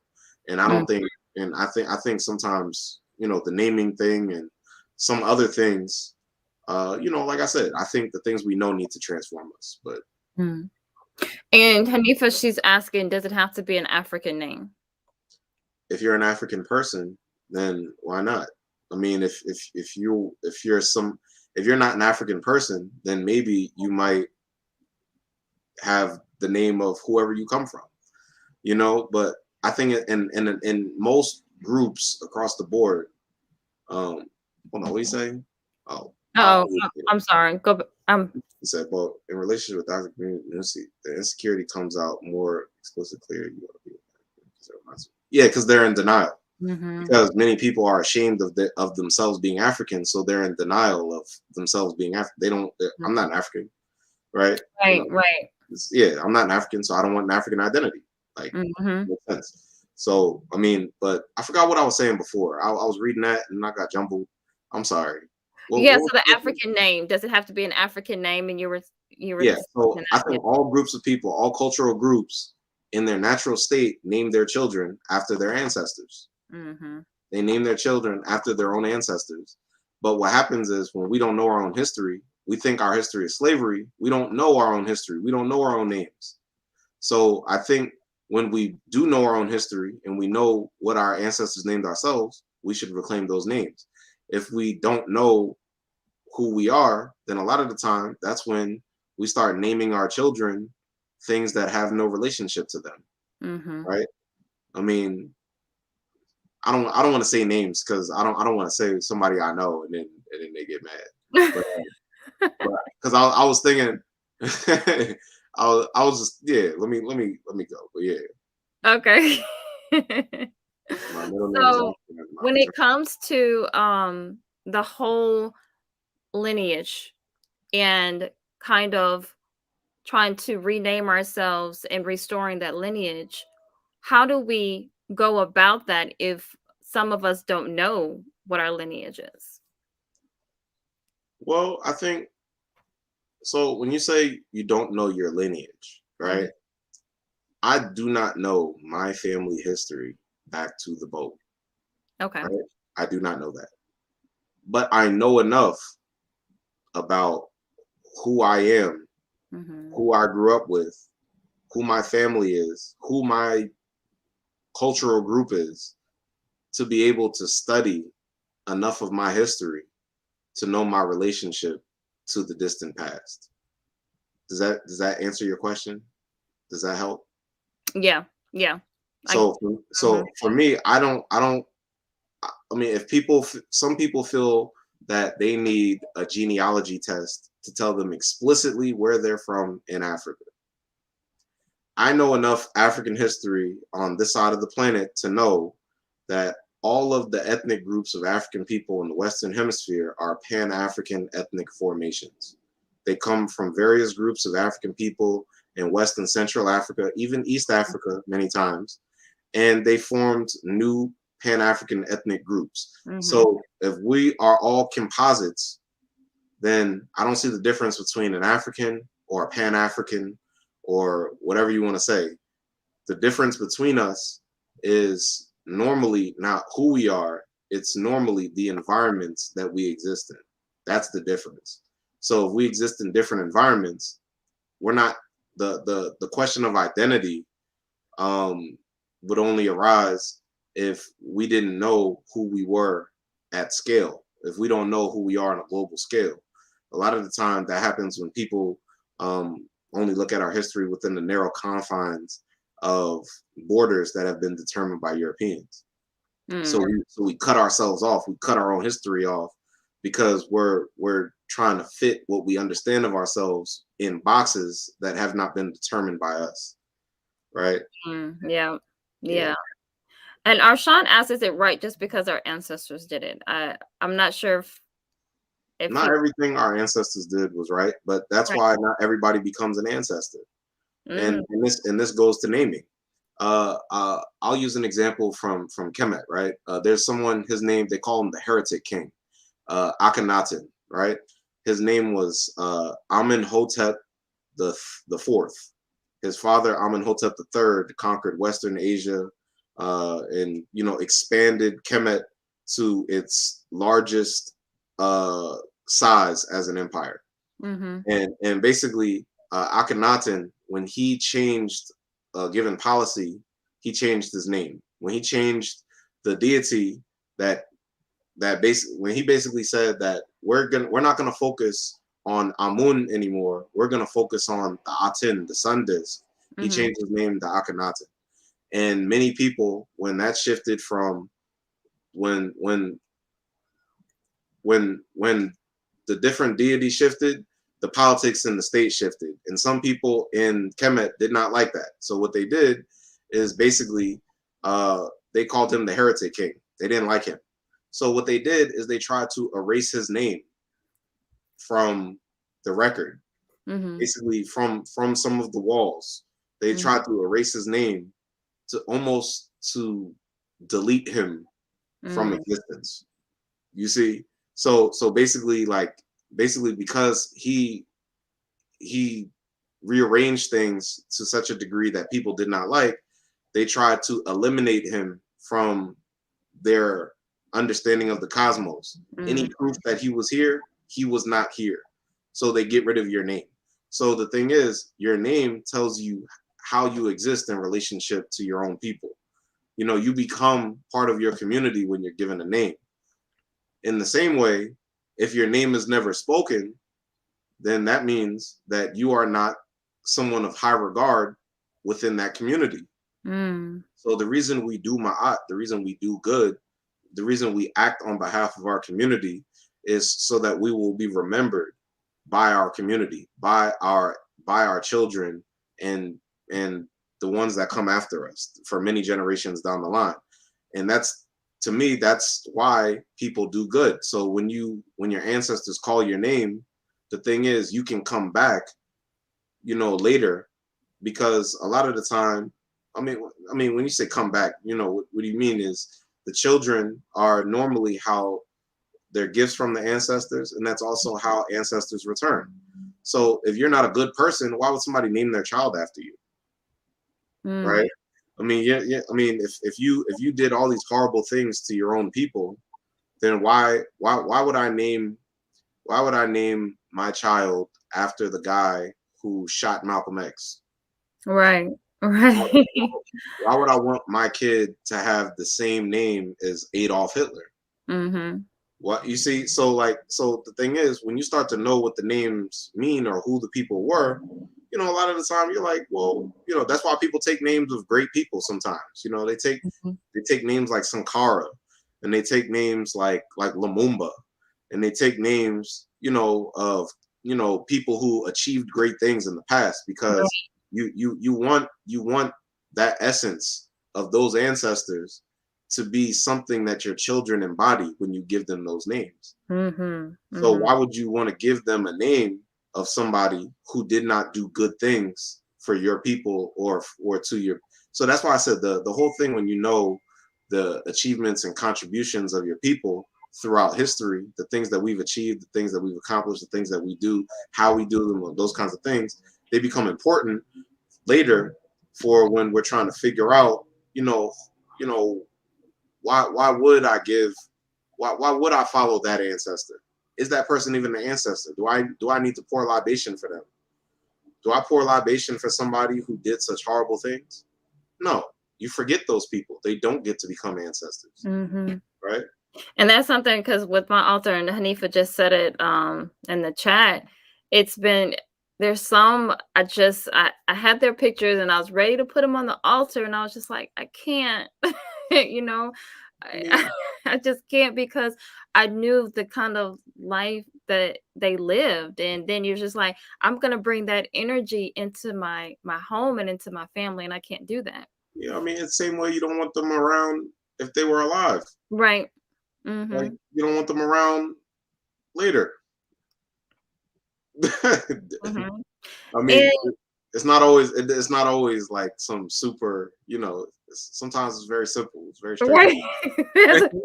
That's a good point. Like, I don't want the yeah, okay, I'm not gonna say too much about that. But just even when you're talking about and even Loverboy Linsky saying you're carrying on the torch as a stamp to your family tree. What about people who are named after family? They have those European names, but then they're named after those people. Like, we have a lot of juniors and first, second, thirds, fourths, and so on. But they want to change their name, but they still want to honor the person that they got that name from.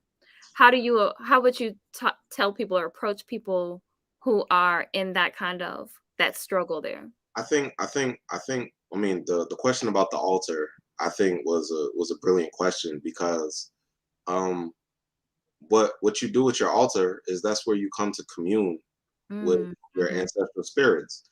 So if you facilitate a relationship with your ancestors, then even if you having the relationship with them is the most important aspect of you knowing them, right?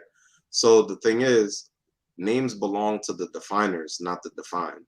mm, Many of our ancestors did not have their own names. So many of our ancestors become lost to us. We don't always remember who they are. So the thing is, that's not to say that those people are not important. What mhm, that means is we need to find other ways to continue to relate to those ancestors Mm. and facilitate our relationship with those ancestors. So I hope that helps. Yeah, yeah, and I had a conversation like that the other day and was saying it's not the name that you're honoring. You're honoring who that person is. You're Yeah. honoring like if they were worthy of being honored, you're honoring who that person is and you are continuing that relationship. So thank you for putting it in a, more in a better way than I did. But getting to what the conversation is about and is that conscious creation. So, conscious creation begins with the consciousness. There Mm. must be a design and construction process that occurs in the physical. So, there's a point. So, how do we develop conscious creation through our self identity? Conscious creation through self identity. Okay. So what do you mean by conscious creation again? So, in essence, when we are identifying ourselves, that identity, and we are choosing our reality. So even as self and then as a collective, we are we're choosing our reality. So are we able to do that through our identity? Yeah, partly. Yeah, definitely. I think. Hmm. Trying to think how I should tackle this one. There must be a design process that occurs in the physical. So when I read there must be a design and construction process that occurs in the physical, what I thought was ritual, right? Mm, okay. Like so a lot of the time, I mean, as you talked about having an altar or maybe even pouring libation, right? I think those kinds of things are rituals that when done in repetition, they create a rhythm. They create a frequency, Mhm. right? They create a pattern or a lifestyle. Mhm. And I think those are the kinds of things that we need to do that would affirm our group. So that's again, I think this goes back to when people learn about African history and culture, it must transform us. I mean, for me, it's a journey myself. Mhm.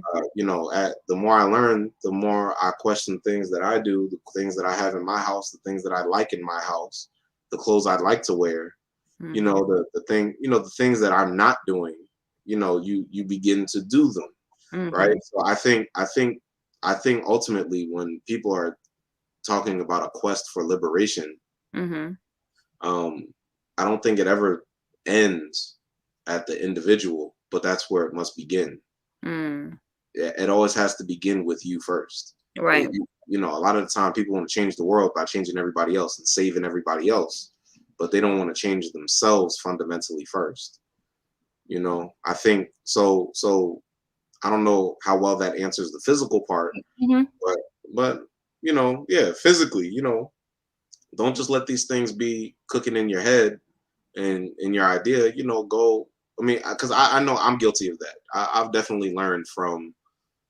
Uh, I've in the past I've allowed ignorance to be a form of paralysis for me, Mhm. right? And sometimes you just got to jump in. Sometimes you're not going to know everything. You're not going to get everything right on the first time. Mhm. Your altar might not be the way you'd like it to be, and but you still should have one. Right. Like,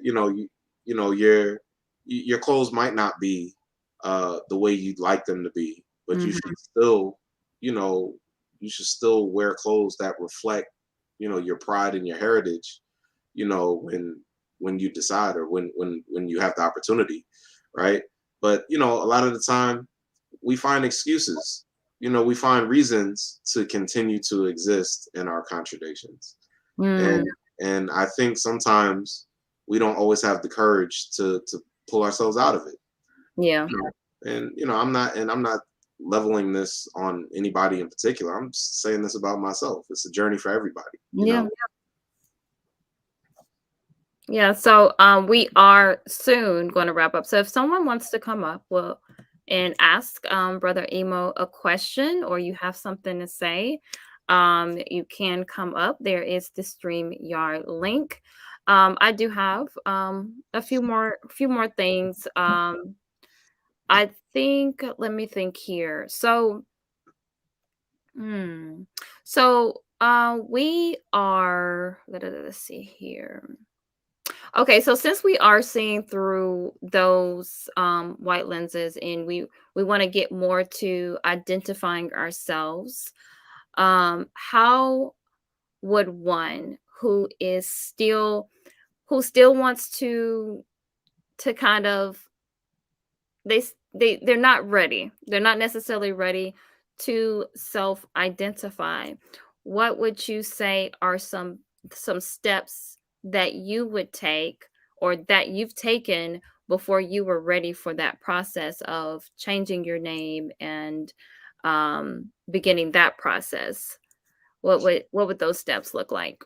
Well, I think before you change the name, I don't think you need to be the most knowledgeable person in the world to take an African name. I think people have many names. So, I don't think that should be a barrier for anyone. But, to each his own, and you can't force anything on anybody. Right.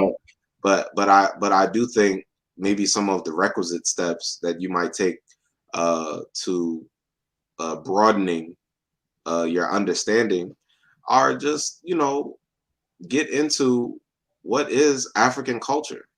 Like Mm, what makes African culture different than everybody else's culture? Why are we distinct? What is it about us that's distinct?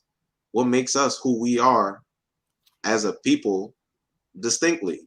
Because I think what happens is sometimes people get caught up in calling everything African mhm, without knowing that some things are not germane to African people at all. mm, And people just say, oh, well, African people do this, so this is African. It's like, well, African people do everything. Like we have done everything. That mm. doesn't mean everything we do comes from us.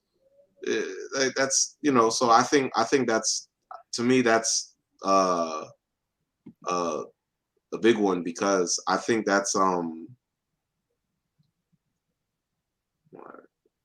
okay. I just think a lot of the time people don't have a very clear idea of who African people are. I think that's why we have so much confusion often, Mhm, because even whether people are in universities or whether they are on the ground working with people, or maybe wherever they find themselves, you know people know how to relate to their own culture. mm, They figure it out. And I think the best thing you can do is not just learn about your own culture, submerge yourself. I think submersion is the best way to resolve many of these problems. I think when we want to be around each other, and we're around each other, and we're organizing our lives and things we do in our lives with ourselves and our own people, we mhm, begin to these kinds of things, we start to find answers in our own communities to different questions we have. But I think oftentimes, for many reasons, we look outward. We look to other people for answers. We look to other histories. We look to other, people talk about African religion. African liberation. Next thing you know, they're talking about China. I understand why people talk so much about China as a model mhm, for comparing nations and world in the world.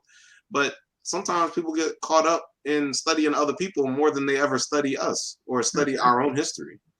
You know, so a firm grounding in who we are, studying our history. I think whether you got the nuances down or not, you'll be all right. You'll figure it out. Submersion. Okay. And speaking of submersion, you have an amazing um backdrop there with all your books. So Oh, yes, she says yeah. she wants a small book tour. So where do Oh, we so give people, you don't have to give tell us all your books, but give us a beginning. Where should we start? yeah. So I'll give y'all a look. Let's see. Yeah. So y'all could look at some of it. For me, these are the sum total of the books that I've grabbed while I was in grad school, and some books that I had before and other places or whatever. But I personally began my journey reading with Malcolm X. When I say reading, I mean reading. Like I didn't read a whole lot coming out of high school. I wasn't too big into reading, and I picked, for some reason or another, I picked up Malcolm X's book and couldn't put it down. Mm, And I think people need a good balance of nonfiction history. They need biographies of mhm, our great ancestors. I got like my Paul Robeson biography over here. I love Paul Robeson. And then I think we need, so nonfiction history, your biographies, and then I think you also should get into topical things that you're interested in. mm, So like I got books on like movies. I got books on, I'm trying to think of something. I like hip hop. I like Jared Ball's book. I love that book. I mix what I like because he, based off Steve Biko. mhm, He did the Frank Talk writing journalist stuff against apartheid, and Jared mhm, Ball kind of flipped it and made it about hip hop and talked about the mixtapes and basically how it's the same kind of thing. I always thought that was powerful. Um, I also listen to Dr. John Henrik Clark. I take notes. When you listen to our elders, mhm, don't when you listen to our elders, you sit at the feet of our elders, take mhm, notes. People mhm. go to class with no pencils and pens and notebooks, and I don't understand. Like when it don't matter whether it's a lecture at a coffee shop, or whether it's a YouTube lecture, or you go to somebody's class, get a notepad.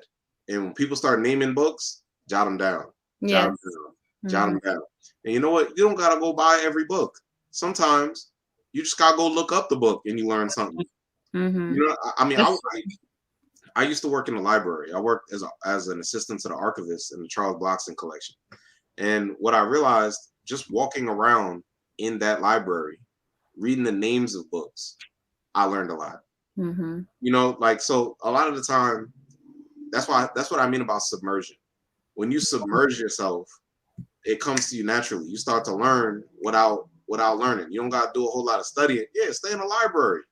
mhm, People are like scared of the library. Go in the library. If you find a library that is like niche, or it's exclusive, or it's different, like the Bloxton. I always tell people the Bloxton collection is a hidden gem of Philadelphia. mm. If you come to Philadelphia, come to the Bloxton. It's free 99. Bring your kids. They can't come alone unless they're 18, but it's free. Mhm, Dr. Bloxton put it in North Philadelphia for us to have access to. mm. So go to Harlem, go to the Schomburg. Even if you want to go to the I call it the Slave Museum in DC, because they start history too late for me. But I'm talking about the one in DC, the National, what do you call it? The National History African American. What is it? You know the one in DC? You know what I'm talking about? Oh, yeah, yeah, I know what you're talking about. I don't know what Yeah, it's I haven't been yet, I and I don't know want what to go. oh, yeah. I want to go, but I call it the Slave Museum because Yeah, there's no museum that needs to start that late. right. Start history that late. That Mhm, that makes no sense. That's an insult to us.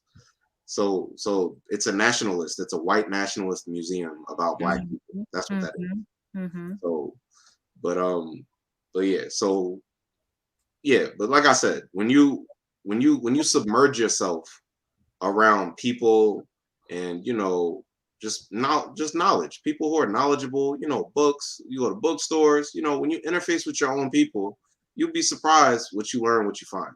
mhm. Yeah, and most of the time when you read other books, they're referencing other books, so you can write those books. That's what I do too. I'll write down other books that whoever I'm reading is referencing too. So, And when you it write, mhm. right, because when you write, you remember what you write. Oh, yeah. Yep, that's very true. Let do you know the Lest We Forget Museum? Lest we forget, I don't know that one. Which one is that? Is Where that the where is one? that, Enya? Is that in New York? Is that Alabama? I know there's one. I don't know. The Library of Library of Congress, Congress in DC. DC is legendary. I mean, my thing is, yeah, if you got the opportunity, go into these archives. Because you Mm, know what? If we don't go into these archives, then what I found working in a black library is white people be in there getting a corner on our history. yeah. They be coming in there learning there's a white boy in there reading Yorugu. So Mhm. I'm saying, yo, they learning about us, and we out there marching with them, and they reading Yorugu. They Mhm. reading Yorugu, marching with you, and you ain't read nothing about yourself. I'm not saying for everybody, but what I mean is they study us. Yeah. Other people study us, Yep. and the thing is, we don't study ourselves because maybe we don't want to be serious about what we got to do for ourselves. Well, we wanna be entertained too, right? So, even when you talk about, watching a YouTube like, we should all be right now sitting here taking notes from you. And, but a lot of times when we're on these different wherever we are, we're wanting to be entertained because that's a numbing effect that happens when we're Well, entertained. yeah, I mean, but I think that has to do with sincerity. Mhm. I think people who are serious, they know everything in fun and games, and they know everything doesn't have to be that. I think people who are looking to escape and oftentimes don't want to directly confront problems, they want things to be softball. They want things to be said in a nice way. Like Khalid Muhammad got sanctioned by the Senate and censored and all this by the Senate because what he said wasn't historically inaccurate. It's just it was insensitive, right? Mm. So people act like warfare and is gonna be lighthearted. But it's really but the thing is when you're dealing with the situation that we're dealing with, you're going to have to engage at a more serious level Yeah. than sometimes internet or entertainment will be able to provide for you. Sometimes people need to get more serious in order for you to get the proper understanding. And I'm not a big fan of edutainment because I don't think people actually always learn. I think sometimes they get entertained. Just like I said, white people read Urugu. White people was going to see Malcolm X. Like Mhm. Yeah. people act like uh, knowledge by itself is the answer. Mhm. I mean, I think knowledge is important. That's the starting point. But but the thing is, you're gonna have to be serious if you really want to get into what we need to do in order to solve our issues. I mean, I think it's Dr. Dr. Kamal Kamban. He says when it comes to confronting racism and its implications, Black people are very serious about not being very serious. Mm.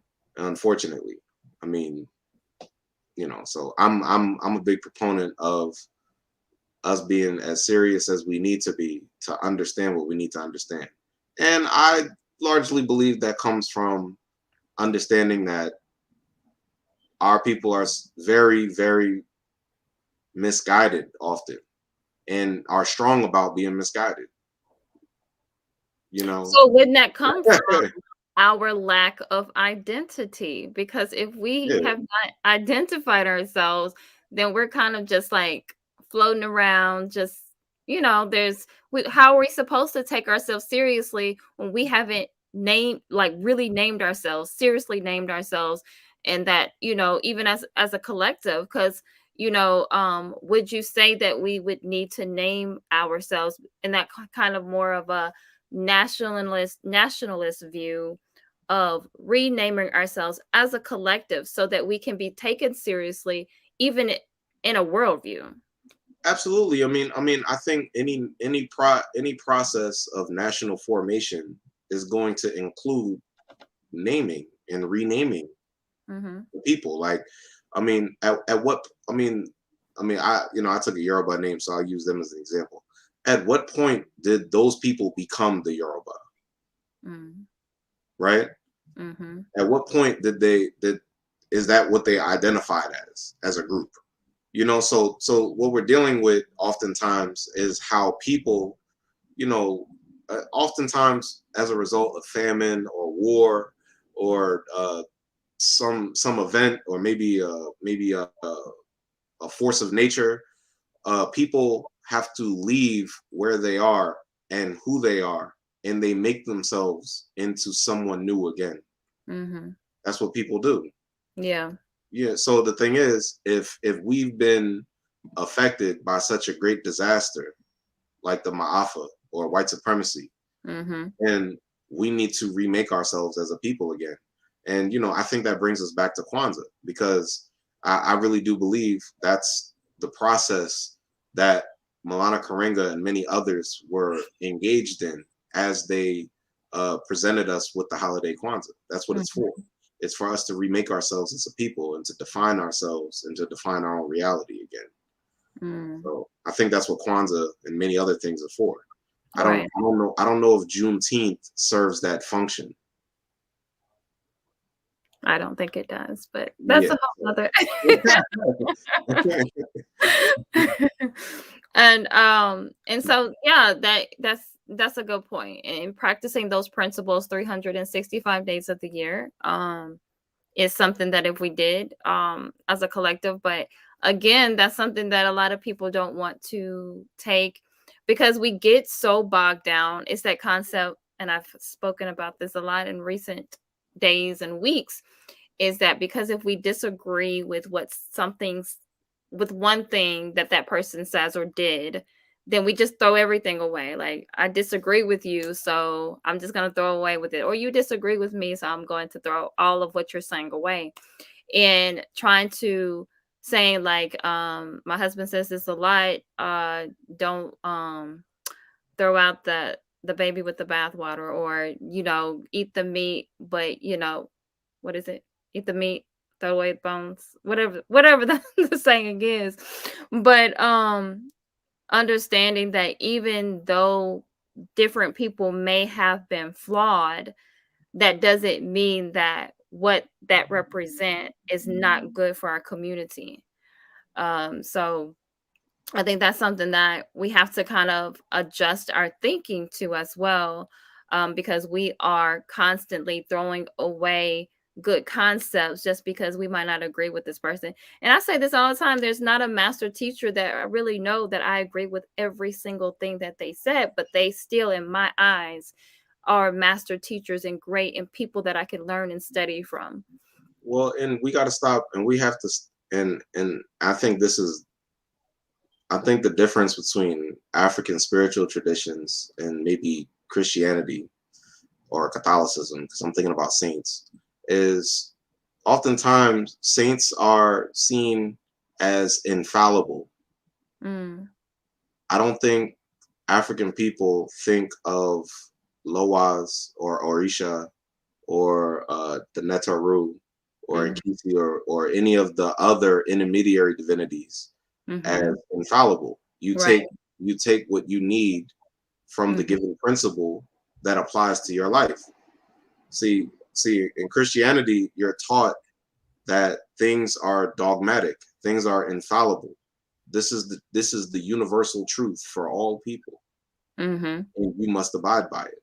And if it doesn't make sense to you, you still figure out a way to know it. Mm-hmm. Like, so to me, that's how people stop being critical thinkers, and then they start basically getting crammed into ideas that don't belong to them, that they don't completely understand themselves, but Right. they'll fight you tooth and nail about it because they know they don't understand. So with the African religions, I don't think that, or African spiritual systems rather, I Mm-hmm. don't think that there's not a need for dogma. Mm. It doesn't make sense. You see what I mean? Mm-hmm. But you know what? That might also be the reason why people have issue politicizing African spirituality sometimes. But Mm. I'm gonna leave that alone. But either way, the point I'm making is, we have to get out of this this this praise and worship idea about everybody that had something valuable to say, right? I mean, we don't need to praise him. I'm personally not a big fan of W.B. Du Bois.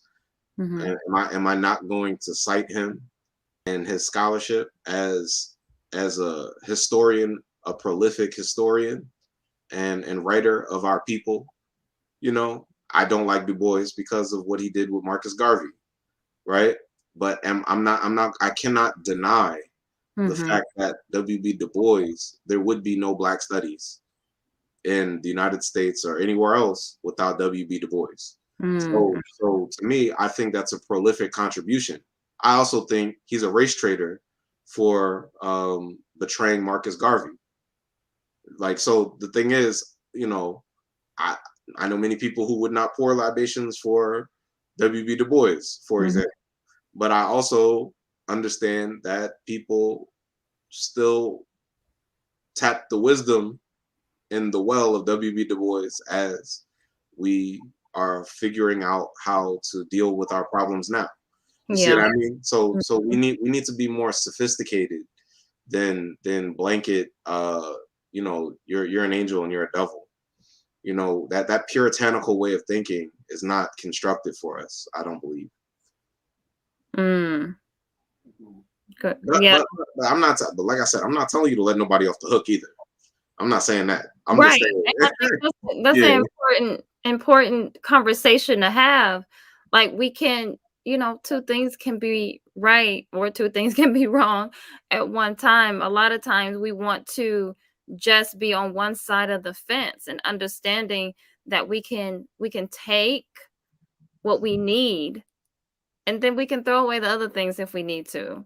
So, that's it, very important. So, I think that we in the and really the reason I wanted to have this conversation is because I think it's very important as we go into the new fiscal year, because that's not our new year, but as we go into 2022, and understanding, yes, chew the meat, thank you. Chew the meat, spit out the bones. As we go into that, understanding that by self-identifying, we're consciously making a decision to name ourselves and, like Kwanzaa says, create for ourselves.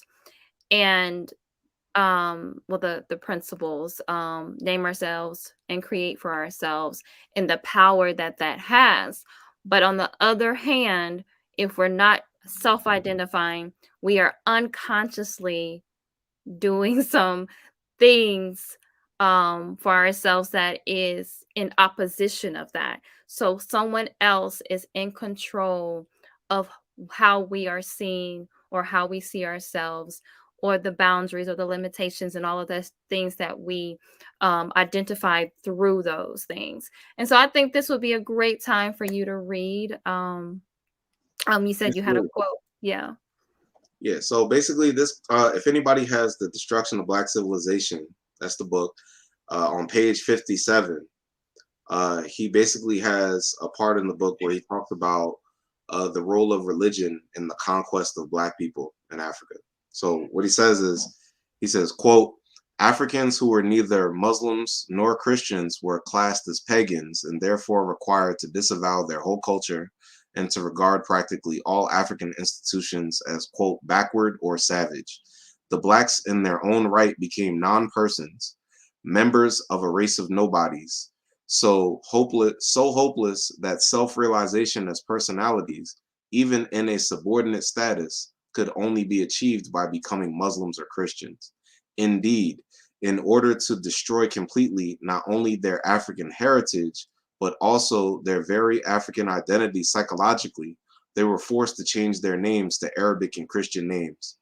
Henceforth, if these Black Emils, Johns, Mohammeds, Samuels, and Abdullahs happen to achieve greatness in some field, the assumption would be that it was Caucasian achievement unless a special effort was made to identify the race of the persons in question.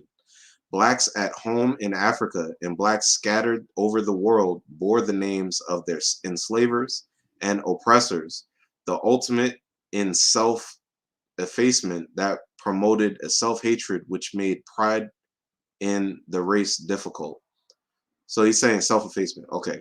That these psychological shackles still handicap not only the rebirth of modern African states, but also Blacks everywhere should be obvious to all. So that was the quote from Chancellor Williams. He's And basically, that's so good. yeah. Tell you explain that and the dangers that come from that. Yes. I mean, what he said is he was like in these Black Johns, Muhammad Samuels, Abdullahs happen to achieve greatness in some field. The assumption would be that it was Caucasian achievement. Mhm. So the thing is, this is what I mean when we're talking about when you name yourself for eternity, or when you take a name, it puts you in orbit with your ancestors and your lineage because you exist uh, on a plane. The spiritual plane is not the physical plane.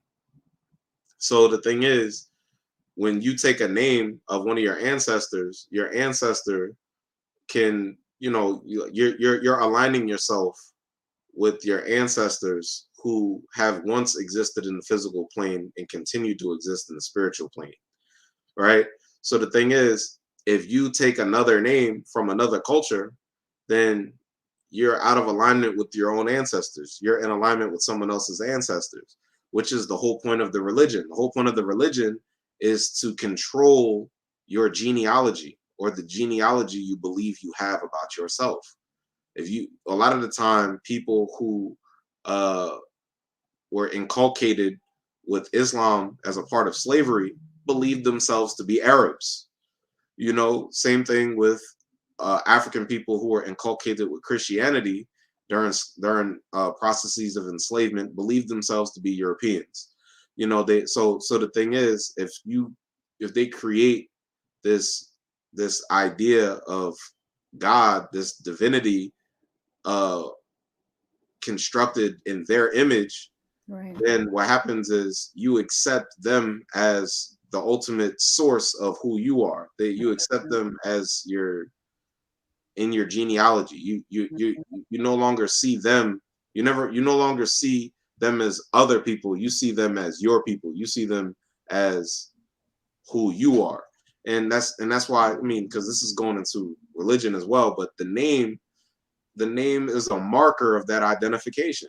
Mhm. That's what the name is. Right. So for me, that's why when my name was Zach Brooks, I kept telling people I'm not a Jew and I'm not an Englishman. I'm not a Hebrew and I'm not an Englishman. Like I used to say that all the time, but I just didn't have an African name. I didn't have my own place to stand.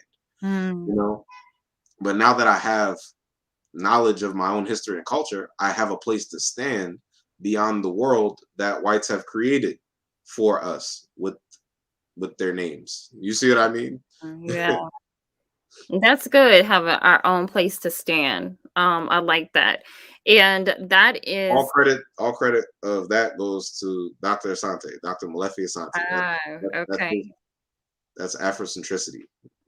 Yeah. Got you. That is wow, this was a great conversation, needed conversation, and I hope that everyone has really gleaned some things from this conversation about the importance of us identifying for ourselves and um creating for ourselves and how we create for ourselves through that identification. So next week we're going to have another powerful conversation. We're going to be talking about our spiritual foundation, and I'm not going to get too much in that. We'll have Brother Emo back and some other brothers who will be joining us as well. So I'm excited about that conversation. And so, if no one has any other questions or anything to say, we will end there. Do you have anything else to say to us, Brother Emo? No, I mean, thank you again for having me. I mean, it's always a pleasure. I mean, I think you have great interviews too. Oh, So, thank you.